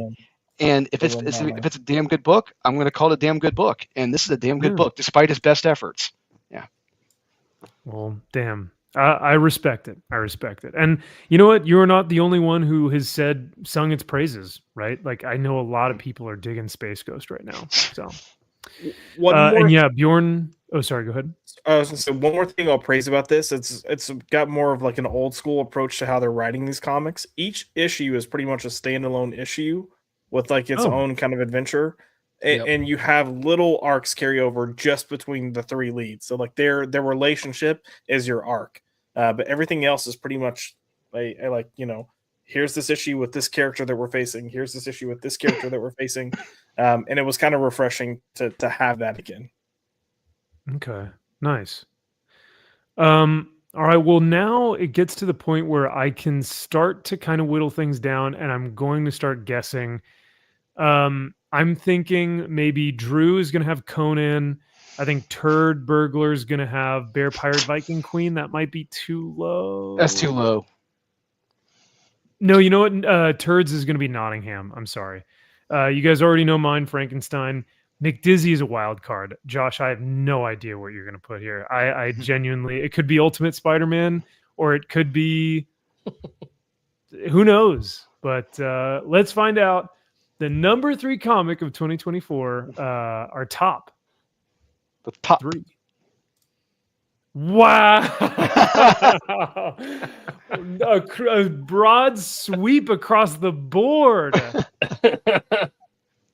Across the board. Perfect. All right. Well, let's all then talk about Nottingham and why it's at my number 2 of the year. Because this book freaking rocks. And if you haven't read it, you are wrong. Fix yourself. Gosh, I wonder what Max's number 1 is. I don't know. Whatever could it be? What could I? It's Marvel Meow. Oh no, it's Volume 2. So wait, how did you guys all put Nottingham at number 3? And Josh, you just read this for the first time. Yeah, right? I just read this within the past week. My number 2, just my sentiments as a writer, what I like, those 2 things just fall more heavily into that. But Nottingham for me was a lot of fun. It's intense, which I really liked. It's not afraid to pull its punches, and it gave like a nice, complex character relationship dynamic thing going on throughout the book. So it was a nice surprise. I was afraid that I was going to read it and think it was like overhyped, so I was prepared for that, and thankfully it didn't happen. Potential sacrilege comment here. Shane Connery Volk. I have a love-hate relationship with his art. Fair. I love the grittiness. I love the intensity of it. The fact that his lines aren't clean, consistent lines, I think really adds to this story. However, if I were to take him out of this and put him in something else, I think that same thing would make me hate other books. And I think if you read Nottingham 1 through 4 and you don't know Nottingham 11 through 15, you will go like, this is an amateur artist who doesn't know what they're doing and is very sloppy and messy. No, agreed. I thought that, well, I couldn't remember what issues it was, but like, I am not getting what's here with the art. But even by the end, like when I say inconsistencies, like some of these characters, their faces are ugly as fuck. Like, yes, purposeful. No, but they should be. But it works for this. That's what I'm saying. It works for this. But it's also, I don't think it's just the stylization. I think it's just a little bit of inconsistencies because there are panels where the sheriff has a normal nose and then his nose is like twice as long. And I don't think it was for artistic value and story. Like it was just like, you gonna nose job that just a little bit. Yeah.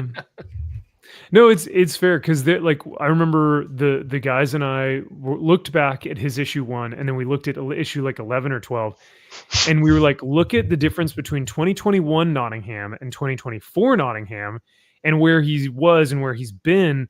Like his faces it wasn't even stylized. It was like, this is rough. Like it looks like these are a sack of potatoes. You know what I mean? Like it was brutal. And then you just see that becoming more and more fine-tuned, but still a little bit chaotic because he's not putting as much attention and he's letting the brush kind of flow and letting it do what it wants. But that's kind of why I like the sheriff, because the sheriff is always this grizzled, ugly, horrifying looking creature.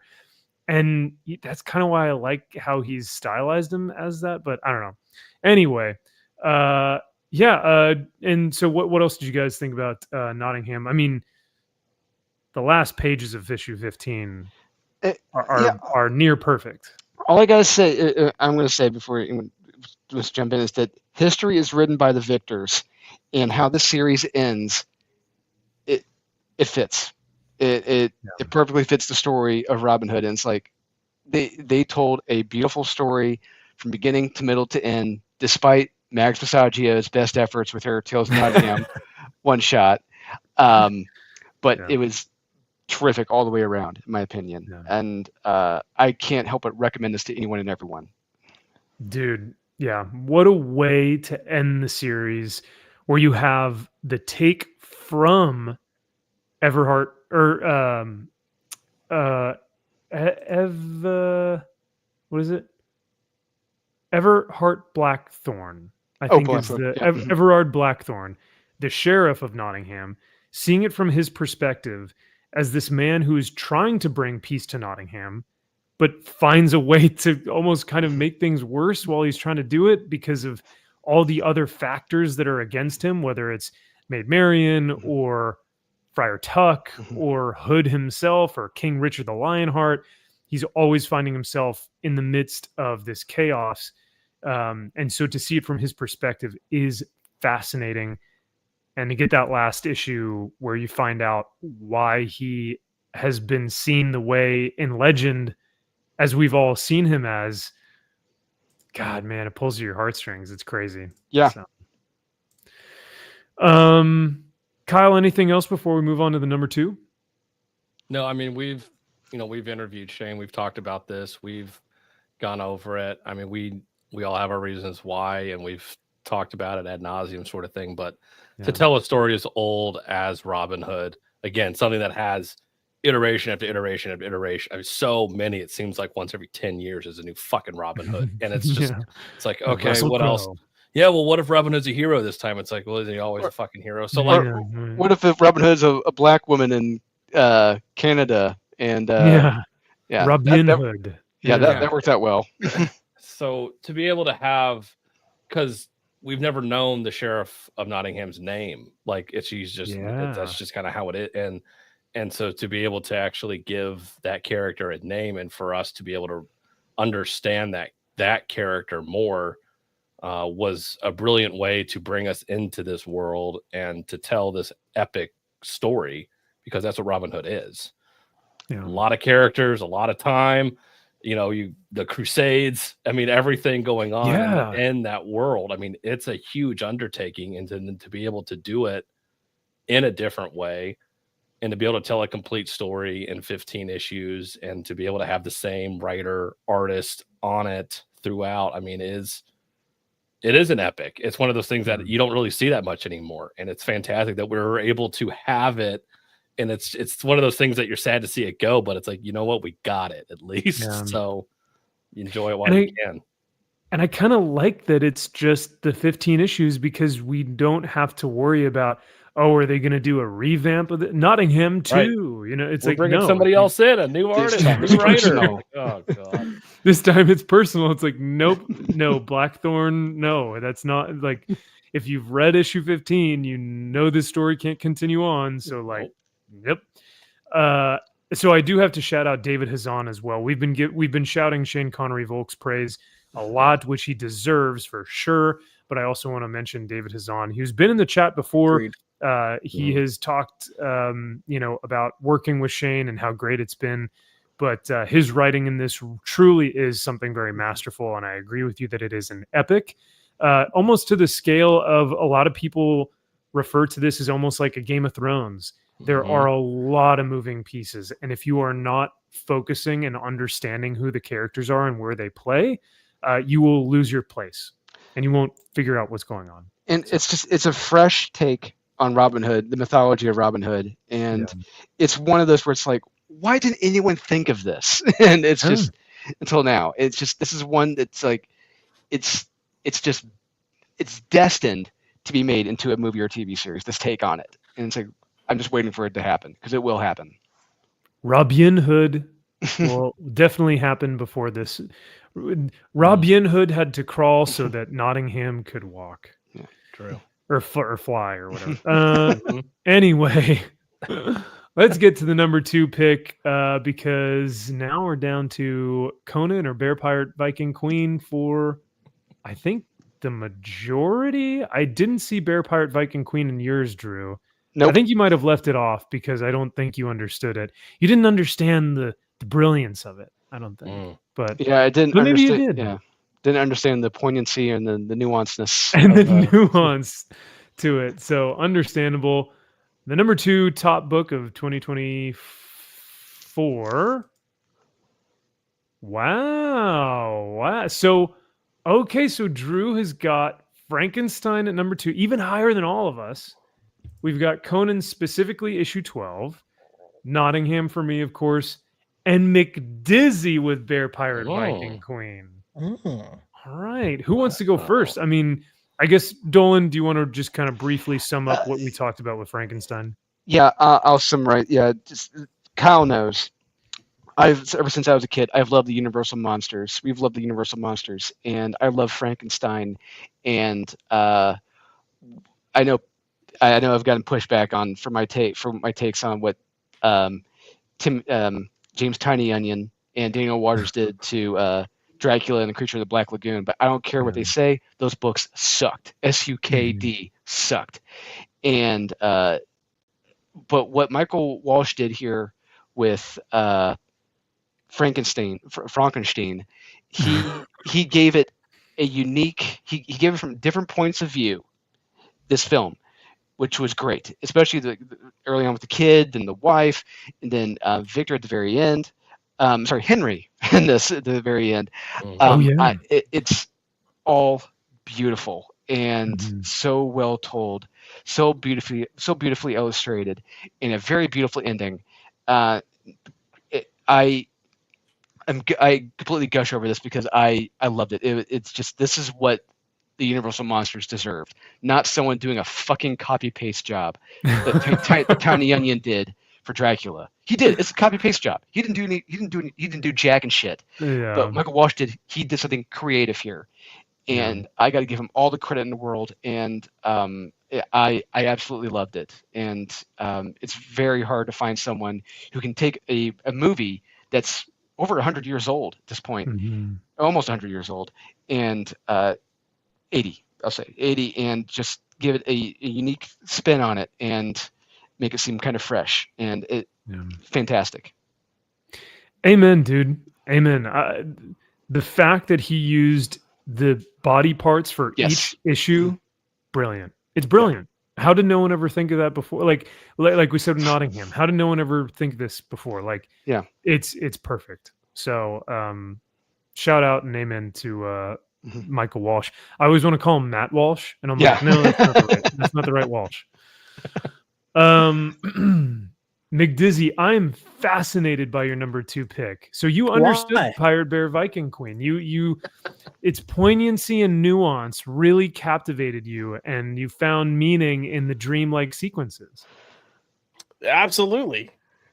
All right. It's so if we learned anything from my number 1 pick last year, this really shouldn't be too much of a surprise, because this isn't a story that's written from the concept of like, here's a plot and we're gonna have a plot driving this. It's heavy into theme. But just this idea of conquests and the drive that it can give people, but the damage that it can cause, and that ultimately we just want to be free. Like conquest, yes, I think there's this idea of you conquest so you can rule and you can be free, but you're always then living under the thumb of someone. You're going to be someone else's conquest at some other point. So the fact that freedom and just being who we're meant to be and not fitting into the molds of laws or restrictions or whatever it might be, it's a freaking great message. But Jonathan Marks Baravecchia. His art like definitely like steals the show here. Beautiful paintings. Sorry, I don't mean to interrupt, but speaking of Jonathan Marks Baravecchia, I'm pretty sure 2 people on the panel have original art from him, right? I mean, I bought 2 pieces from this book. Why are you surprised it's so fucking high? Like, you're right. I shouldn't be surprised. But I mean, you're right. I mean, oh man, should I move it up? Where is yours again? Should I put it where Savage Sword is? Because this is actual, and not to diss anything else, but this is actual art. Like, no, it is art. Like, it's 100. Like, this book is artwork. And look, not even just Jonathan's work. Like, I'm not saying Sean is the best writer. Sean Lewis, I believe, right? Yeah. That first issue, I wasn't overly impressed with the writing. Between issue 2 and 3, I became more impressed with the writing because he kind of scaled back a little bit and it seemed like it was a little more focused. But yeah, just once the Viking got introduced, I was on board with this book. And then the Queen being a total brute, like vicious, just brute, was kind of awesome too. But now, do you guys remember what JMB said to us in our interview with him? That this was all based off of a poem. Like, JMB did this whole thing. Yeah, like he did pretty this. Much. Like this is his book. Like, I think you said Sean was Sean who wrote it. Lewis? Josh, yeah, Sean Lewis. Sean gave him a poem, and then gave him some notes, and then JMB did the rest. Like, this is Jonathan's book. So I got to give all the credit to him, honestly. And like, I do give some to Shane or Sean, but no, man, I mean, I think this kind of all stems, and like the weight of this book and the success of this, I think should go to JMB. Yep. If you bought the collected edition, they do like a master, but if you go to the back, hold please. Yeah, it's got the script back there. Yeah, and you see his. Cool. you see his breakdowns where he's just like figuring shit out. So like, oh, that's sick. It's just him, just really trying to figure out the thumbnails and you know, breaking out the dialogue and stuff. And yeah, it's pretty rad. That's really almost as cool and well thought out as the ISOM, you know, storyboards that we saw from the $75 book. I mean, almost. It's nearly there. It's getting there, but that was chicken scratch. What Eric did was true genius. Was high art. Correct. If we're being real, real creative. Real quick, what Josh just showed, it's really reminding me of a book that it came out. It's called, I think it's Watching the Watchmen. It's explained. It's hardcover book. It shows the breakdowns of everything that Alan Moore and Dave Gibbons did for Watchmen and some of the issues, like the panel breakdowns, just the layouts and everything. Just it's amazing. That's cool. Oh, gosh, that page looks familiar. Huh, I know that. Someone bought that some time ago. Huh. Weird. Weird. Must have been some hack. Weird. Sounds about right. Well, I mean, honestly, I think it deserves and that's what's crazy about these books is they're all so good that by you being like, yeah, Bear Pirate Viking Queen is in my number 2, I'm just like, yep, I see it. That deserves it. You know, like I don't have any, you know, whereas like the shit with Cobra Commander, I'm like, that's way too high. You know what I mean? But this, I see that one. I understand that.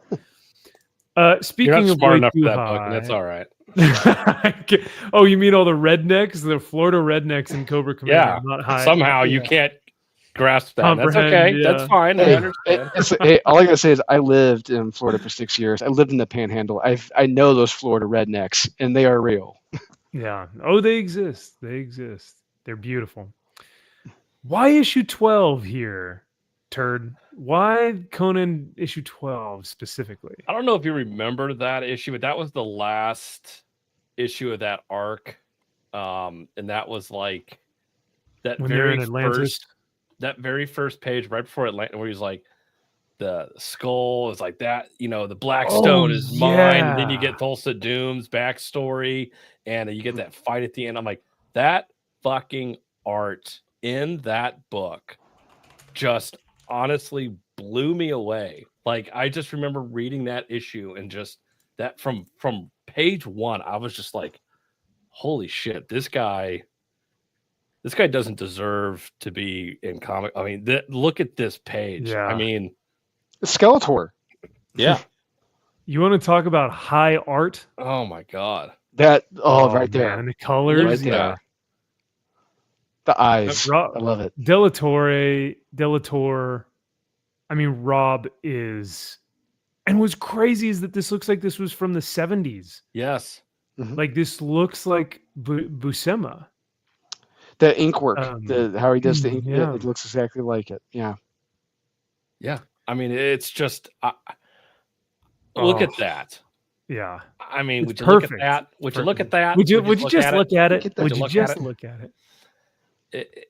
It's we don't the backstory for Thulsa Doom is pretty badass as well. So odd, so good. And then the fight with Conan at the end. I mean, it's just we don't deserve to have this in our lifetime. And we look back at it, and I mean, with the shit the comic industry has given us, we do not deserve the brilliance of these of whatever this is. So. And so to have been alive when this came out and to be able to tell future generations, like, yeah, we were there when this came out, like this what this feels like, and it had to be up. So I obviously this entire run is just amazing, but this issue, I remember just these panels, these pages, and just being like, I don't know I don't deserve to be reading this book. Like, it's like I shouldn't even be allowed to look at this. This guy is from another dimension. He is. I don't know what he's from channeling. the Hyborian age. He's from Conan's. Yeah. And so you want to talk about a guy born to do this? Oh, this is his life. I mean, good night. Oof. Chris Mooneyham is to G.I. Joe as Roberto Del Torre is to Conan. There you go. Yep. There you go. Hey, Stuart Saker cover right there. Yeah. I will show this very briefly, just as a real quick what do you want to call it? Just kind of a humble brag. Mhm. That's that looks yeah. familiar. Do you guys remember this? Does this kind of look, like something Vague. Oh, is this an issue 1 double splash page? Oh, okay, weird. Yeah. I think that's the one that I highly recommended you get. I'm glad you did. Yes, and yeah, thank you to Kyle and Drew that actually pulled the trigger on this one for me and said, like, because I had a couple different pages that all cost the same, but this one was a double page first issue, and it cost the same as just a single page in like issue 12 or 11. But thanks to you guys, yeah, I pulled the trigger on this one. So yeah. But anyway, let's get back to these. So I think we've covered all of them. I think we just need to release our number one here.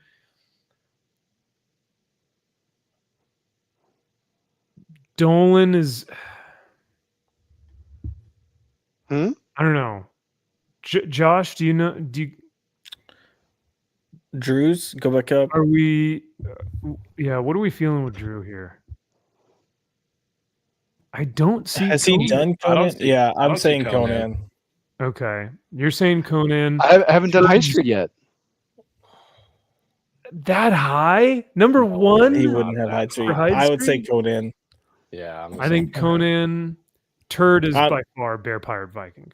Agreed. I mean, after he spent that night in Dallas telling everyone, if you want to read a real comic, just like Kyle was telling people, hey, if you want a real burger, don't go to Whataburger. Yeah, I'm telling people that. How we have video evidence of Kyle reviewing the burger and saying this is the most basic bitch shit I've ever eaten. Max's number one is clearly Conan. I don't know why any of you would say that, but I mean, McDizzy, I have no clue, man. I still, I will. Like, it could be a distillery book. I will say two of my. No, I already told you I only got one distillery. Two of my top three were recent reads, and for the Bear Pirate Viking Queen was my number one, and then I thought Nottingham may have taken that over, but it didn't. And then this one kind of came out of. I don't want to say fully came out of left field for me, but I'll say Green Lantern. No, it's going to be like I'm behind. I haven't read it yet. It's an indie book for sure, but it's 100% indie. It's an artsy fartsy book that no one's ever heard of. No, see, I was thinking that it was going to be Beneath the Trees Where Nobody Sees Behind My Knees, but it wasn't. It wasn't. No. Yeah, but because I knew that you wanted to reread, or you wanted to read that one because you'd never read that one before. Could it be a Miller book? Nope. No. All right. Well, let's see who's right, who's wrong. What is our favorite, best book of 2024? Okay, so these. So you pulled one of those Pop and Polly picks there, eh? So he pulled Ram V, huh? All right. And we were fairly predictable. And I'm glad that, hey, Drew, Dolan, you and I are on the same page here. I'm proud of this, and I think this is the best spot that Conan's ever been. Turd Burglar, I mean, what can we say? That's a given. You had a boner for this when it first came out. What the hell is even that? So I almost wanted to say the one in the pink, two in the stink when I saw it. It's just like the one hand in the six fingers is a murder mystery story written by Ram V and Dan Waters, art by I can't remember, Lawrence Campbell and Sumit Kumar. It's also written from two different perspectives, and where I kind of praised Life for doing this somewhat well, this does this incredibly well. By far the tightest script out of all of these books, everything that I've read. I feel like every line of dialogue was just punching. The two lead characters are great. There's a huge, if there were ever a David Fincher film as a comic book, it's this. There were multiple times reading this that I said, oh, holy shit. I really don't know what else to say. I don't want to give away any plot points because that's part of the oh holy shit. Like anytime you think you know what's going on, you do not know what's going on. And each issue, because one issue is from the detective standpoint, one issue is from the murderer standpoint, but it may not be as cut and dry as you think. But this is also the third time that this detective has tried to catch this specific killer. Meaning it's the one-hand killer. That's what he's been deemed as. This detective is about to retire, but he caught this killer early in his career, and that person died. And then when that person died, a copycat took over, and they caught him. And now this is the third time. This detective is supposed to be retiring, and it's happening again, so he doesn't retire. But it is a trippy mindfuck. Damn. Well, it doesn't sound like a read that you just kind of passively like, it's time for bed. I'm going to kind of read something. Like you're invested. Yes. And this is something that, look, so I read this as an issue 1 when it first came out. And I literally was like, I'm interested, but I'm not going to be able to keep up with this month to month because it was that detail oriented going throughout the script that I'm like, a month from now, I'm not going to remember the finer details here.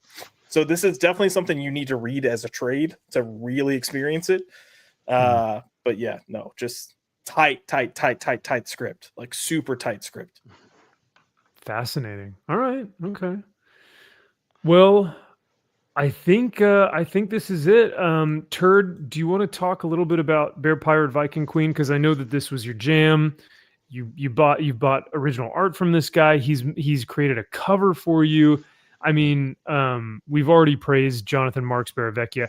I think if we did like an award show at the end of the year, it would come down to like top new talent, and it'd be between Shane Connery Volk and Jonathan Marks. Like I don't see. And I don't want to have that pick. Like, I really it's like, don't. Which one of my children do I I want know. to? Yeah, I would abstain from that vote because I don't want to vote for that. I really don't. Yeah. But no, I've praised this book. It's one of those that when it first came out, when I read it, I'm like, this is just artistic douchebaggery to the fucking nth degree, and or this could be something good. And so I read it the first time, and I was like, what the fuck was this book? And I kind of wanted to dismiss it. And then I read it a second time and I was like, hold on, like there is something here. And I remember reaching out to Jonathan and being like, hey, if you would want, I would love to have you on the show. And I'd like to talk to you about this whole process. But I wanted to wait until the books, all 3 were out, because I'm like, if this thing goes south, I don't want to be here during issue 2 being like, hey, issue 1 was great, issue 2 was fucking dog shit. Like I didn't want to, like that's the last thing you want, and be like, oh, like what the hell happened here? But like real crap the bed of that last issue. Yeah. And so it was one of those series that I had no idea what this was. It has a badass title, and you have to give it its due. You have to sit with it. It's not very readily like accessible, if that's a way to put it. It's not one of those where you can just pick up and read and be like, okay. Again, I had to read issue 1 twice to then even begin to try to describe what it even was. And this was something that for me personally, for comic books, like it challenged me a lot. And somebody like, in my age at this point where I'm like, oh shit, like I thought I knew what comic books were. I thought I knew what this story was. And it's like, you don't know shit about fuck. And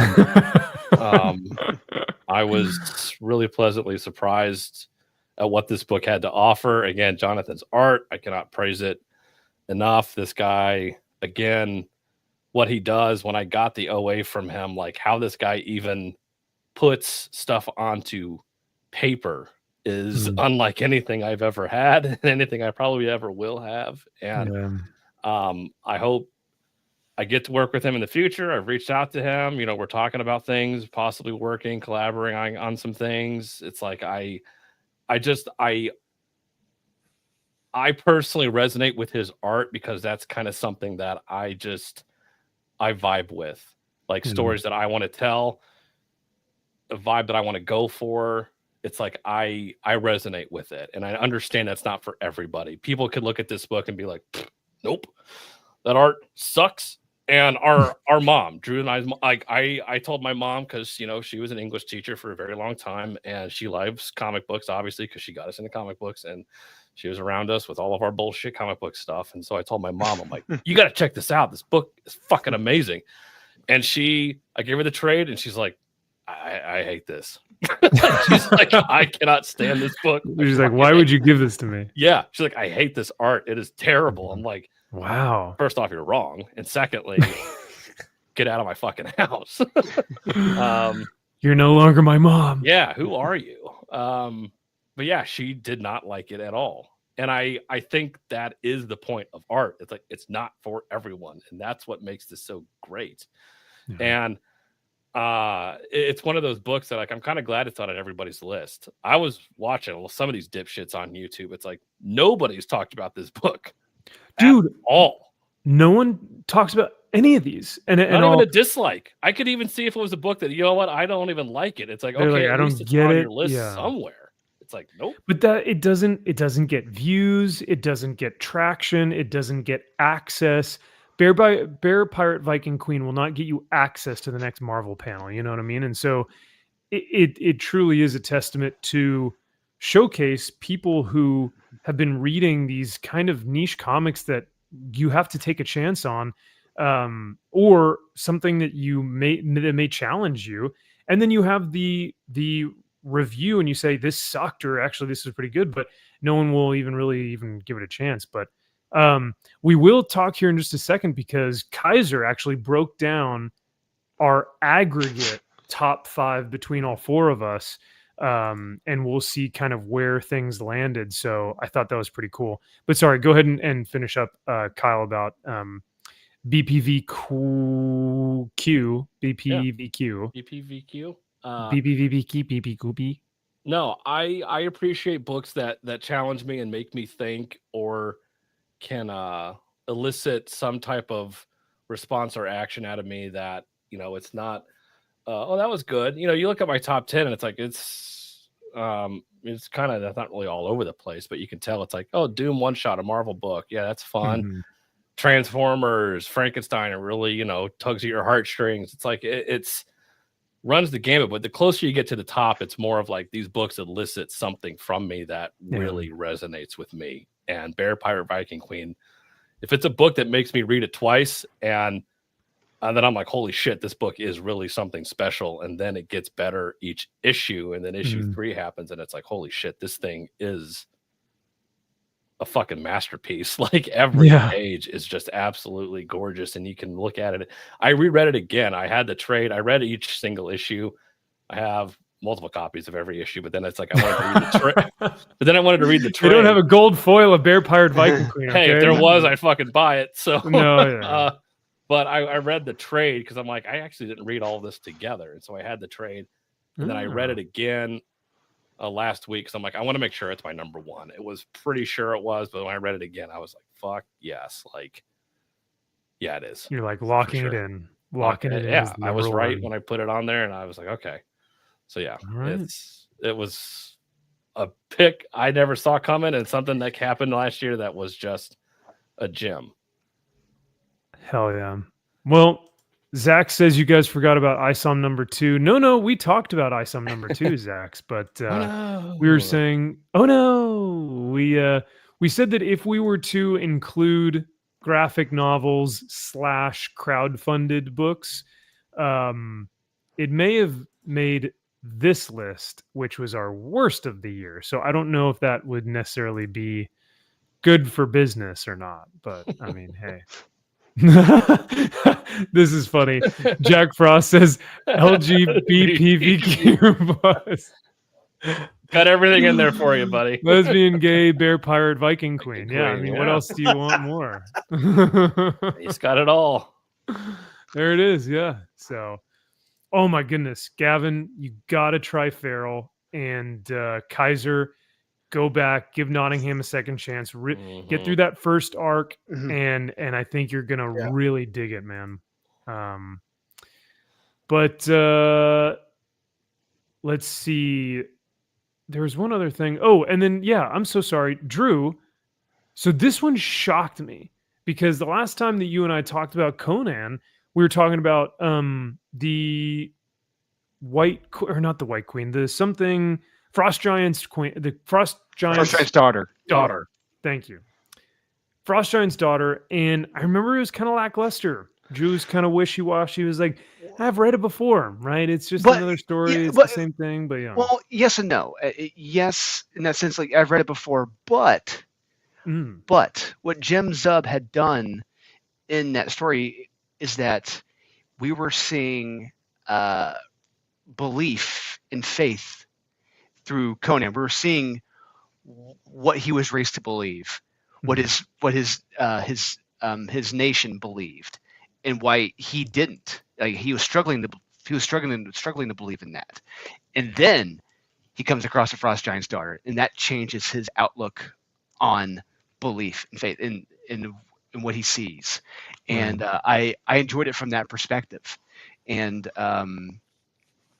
so it's not something we typically see in a Conan story. Just what is the faith mindset? What's the faith belief for structure for Conan? And it was well told with a very common told tale in the Frost Giant's daughter. Well, I am ecstatic to see it is your number one because I think that I know that is the correct place to put it. Even though I respect Bear Pirate Viking Queen, I don't respect the one hand and the five fisting of the six punches of the finger. One in the lickers. You haven't even read it yet. It is thin, but a mind fuck. Like, just that's all I can say. All right, but I like Conan. Conan isn't a mind fuck. It's I don't know if I want. We've known now 2 years in a row. Yes, it's that Max is what like can Conan. I say? Conan. Guys, look at my book. Woo! Max, we know you like the sweaty, shirtless guy. Okay, like stop. Enough. 2 years in a row. That's high praise for Conan the Barbarian. But to echo what another panelist said this evening, we don't deserve this. I mean, we don't. We deserve in our timeline. We deserve new champions. That's what we really deserve. We deserve Dazzler and exceptional X-Men and just absolute dumpster fire. Horsey mutant. Yeah, we deserve that. Yeah, and Marvel Meow, because that's really what we deserve. But no, I mean, like, it's one of those things where I am so grateful that as a kid I watched Lord of the Rings. I got to experience Lord of the Rings in the theaters. Conan the Barbarian is one of those things where I'm like, oh my God, if I wasn't reading comics right now, or if I wasn't even alive right now, like I wouldn't even be living through this Conan era. Like that's pretty rad. So now, real quick, Transformers, I forgot to ask you guys this. Is this the definitive series? Like, any Transformers fan who goes, hey, I want to read Transformers comics, is this the first series you show them? For Conan or Transformers? Sorry, Transformers, yeah. That's tough. I don't think so. No, okay. No. Honestly, I don't know if Josh would agree with me on this, but I think the one I would show people is the All Hail Megatron event that came out like about almost 20 years ago at this point. Yeah. It was a fantastic story. I got it collected at a huge collected edition. It is the art isn't as, because I understand Daniel Warren Johnson and Jorge Corona, their art can be kind of alienating, kind of jarring, but like whereas with the All Hail Megatron art, it's very kind of a mainstream across the board. You can visually understand what's going on with it. So I would recommend everyone check out All Hail Megatron if they want to read a good Transformers story. All right. Jack Frost is coming in with some sacrilege here, but I need to clarify. Do you mean Conan the character? Because if that's the case, totally understand. For a lot of people, he's not super intriguing. He's not exciting. It's just a guy it's like a brutal, savage guy with his shirt off. Like it's nothing special. But as the book, no, I mean, I think the book is objectively well written. No, I was joking because you're like brutal, savage guy with the shirt off. There's nothing special. And I was like, well, really, are you sure? You're like, well, if it's Nick Bosa, then I mean, we got a different, story there. But he is a pulp character written from the pulp times, and he's got his basic adventures that happened to him, and but they're fun, colorful characters, and he always generally winds up back in the same position from where he started. But like, all right. Yeah, they're great, and they're fun stories. So we'll end with this. Kaiser Jose, thank you so much, Kaiser. Now, Kaiser, did you put this into an Excel document and crunch the numbers and do some data analytics here and figure out what the conglomerate was? Because if so, I'll maybe post this to Twitter here this weekend or something, and I'll just say, this was our aggregate top 10. But unfortunately, it kind of gets ruined because we've got because Josh put this Swamp Thing DC thing at number 5 on his list, it garnered 6 points and aggregated number 10 on our list. So it's not my fault y'all didn't read it and you missed out. But other than that, I don't think there are any other, because at number 10 would be Swamp Thing, Poison Ivy, Space Ghost at number 9, 8 would be One Hand, just for the fact that it was so high on your list, Josh, that it even though it's on none of our lists. Because you didn't read it. Yes, unfortunately. Yeah. Duke at number 7, I think that's fair. I'd like it to be a little bit higher, but that's okay. Feral at number 6. Good deal. Okay. And then we had at number 5, LGBTQV plus. So low. It is a little low. Yeah, that's someone low. didn't have it on their list at all. I think that's what's dropping it down, is because I didn't even have it on my top 10. Well, I don't think Drew had it at all. Nor did Drew, yeah. Oh, I didn't? So I think that's fair. I don't think so. Did you have it at all? Oh, Drew didn't even have it at all. I didn't? No. Oh, interesting. What a hoe. No, Drew, you dropped the ball, Drew. Where can we fit it in your list here? Not happening. Jonathan's never going to talk to us again. No, our access. 4 is Transformers. Okay. And then these next 3 I think are perfect. Frankenstein at number 3, Nottingham at number 2, and Conan at number 1. So, and hey, I don't make the rules. That's just data, baby. So, numbers don't lie. Someone's numbers don't lie. Someone's Kaiser's. He just goes, I was writing it down. Okay. He's got he's got like a crayon and a napkin somewhere. Yep. It's all up here. Don't worry about it. Yeah. Does that include the hanging chads and the absentee ballots too? Yeah, right. Now, I will say a specific someone, namely me, has that exact aggregate. So Conan at number 1, which I have. 2 is Nottingham, which I also have in that spot. Frankenstein at number 3 and Transformers at number 4 all match with mine. So I think mine is the true all-encompassing godlike list. I think mine is the definitive. Average and a basic bitch. That's what it means. Correct. No, it means that mine is the definitive. Kyle. You've done no thinking at all whatsoever. Mine is that makes sense. God tier list that when people go for their takes, they agree with me the most. Just look at your past list and you're just like, well, I got to put Conan up at the top. Right. Yeah. Max picking his list. Number 1, Conan. I like shorts and muscles. Number 2, Nottingham. I like shorts and muscles. Number 3, Frankenstein. Scary.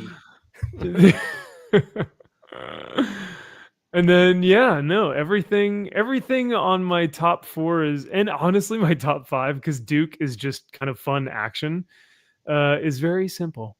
No, I'm kidding. Nottingham, you have to be in the mood to read Nottingham. Like, you have to understand it. Same with Frankenstein. Like, you can't just sit down and just like, I guess I'll read Frankenstein tonight. Woo! Like, you got to be in the mindset for that. Well, thanks for doing the data, Kaiser. Thanks for crunching those numbers for us with your crayon and napkin. I think that's hard work. So I appreciate it's true. It's honest work. So appreciate it. May God have mercy on your soul. Thank you for my beautiful list. I agree. Yeah. So I think that should just about do it. Like I said, I may change things around. The only thing I would probably move is either Bear Pirate Viking Queen solely for the art alone, and then potentially Prairie Gods. Yeah. Yeah, you got to move Savage Sword. Get that out of there. Yeah. You got to move that. That's tough, man. No, it's not. No, that's the easiest one. Easiest decision you can make. Agreed. No, yeah. Now, what you put there, you could have a battle over. Yeah, no, that either Bear Pirate or Prairie Gods. Yeah, Prairie Gods. Sure. Oh, Bear Pirate would overtake Transformers. Well, now you got to do Ooh, now interesting. Now you can't do that. Gotcha. Yeah, so Transformers would be number 5 and Bear Pirate would be number 4 is what I'm hearing. Oof. Aggregate. That's where it should be. Well, that's high. One, but that's high. Yeah. But hey, if I don't move anything, it's still in the top 5. Which is pretty good considering that no one's ever heard of it before. So. Oh man. Well, I doubled our time. So gentlemen, I do apologize. Chat, I told these guys, I was like, we got the football game tonight. We're just doing the list. We're not doing show and tell. We'll make it a quick 2.5 and we'll be out of here, right? But sure enough, we're at 4 hours now. So there you go. Well, I think maybe next week what we could do for funsy onesies, is we could watch. We don't have to make a list anymore, but we could watch all the other lists of all the other YouTubers. Oh, we should. Ooh, boy. Ooh. The hate stream. Potentially. Doing, eh? No. I would never do something like that. But just to see, I'm curious, right? And I think that, the chat would be interested. And chat, let us know in the comments or, on our live stream if you guys would be interested in watching what other people think. Because I don't see anyone praising Bear Pirate Viking Queen, Conan, Nottingham, Frankenstein, or Duke. Really. Yeah. Yep. I think those are the big ones that I don't see a lot of. So that tracks because it's not Marvel or DC. So sure. Because it's not Ultimate Universe or Absolute Universe. Mm-hmm. So. But yeah, so maybe we'll do that. That might be fun. Because then I'll just sit back and I won't have to do anything and I'll just let the video play and I'll just be like, look at this guy. Look at this fig. No. But other than that, I think that's it. Do you guys have anything else before we head out? I do just want to say thank you to the panel and chat. Really, these guys have put in a ton of time and work and effort. This is something the channel is something I do for fun as a hobby, but these guys, this is also their hobby that they love. But to do this with us, like, putting their list together on this Excel sheet, it takes a lot and it's a lot of time. So I appreciate what they do, and I hope that this was entertaining and you guys had a good time. But before we head out, anything we want to say? Any last-minute comments about our lists? Just go pick up. If there's a book, especially in our top 10 that you didn't read, go pick it up. Yeah, agreed. Yes. Yep. If you haven't heard of it, if you haven't even seen it before, like, go to your local comic shop, and they can either order it or you can probably find it on Amazon, honestly, for a trade paperback and grab it. So Props. yeah. Jack Frost says, "Let's do it." All right. Well, there you go. We got to check out at least Robbie's top 10. Am I right? Yeah. Oh yeah. I mean, you'd be surprised, Jack. He was, dare I say, the least worst. Yeah. Coy Jandrew. Oh. What's up? I said Coy. Coy's list. Coy Jandrew's list. Coy may have been one of the worst things I've ever seen in my life. 100%. I don't know. I mean, I knew it was going to be shit. it. I knew it was going to be shit because his favorite MCU movie is The Eternals. Oh, that's But right. my God, it was so bad. Dumbass. Yeah, and what's funny is I've never seen his channel before, but I remember texting you guys and be like, I hate his name. Like I don't like what he's saying right now. But yeah, no, that list was brutal. So maybe we'll have to take a look at that. Oh well, it'll be fun. Other than that, thank you guys so much for being here tonight. We are very grateful for y'all. And it's super exciting to share our top best comics with you guys. And I got to say, we were super excited about this episode because this show, because there were so many great books that we were kind of like working on our lists for weeks, trying to figure out what is truly the best. So hopefully y'all enjoyed it. Have a wonderful rest of the weekend. And we look forward to seeing you guys next week for some more of Comic Shop Conversations.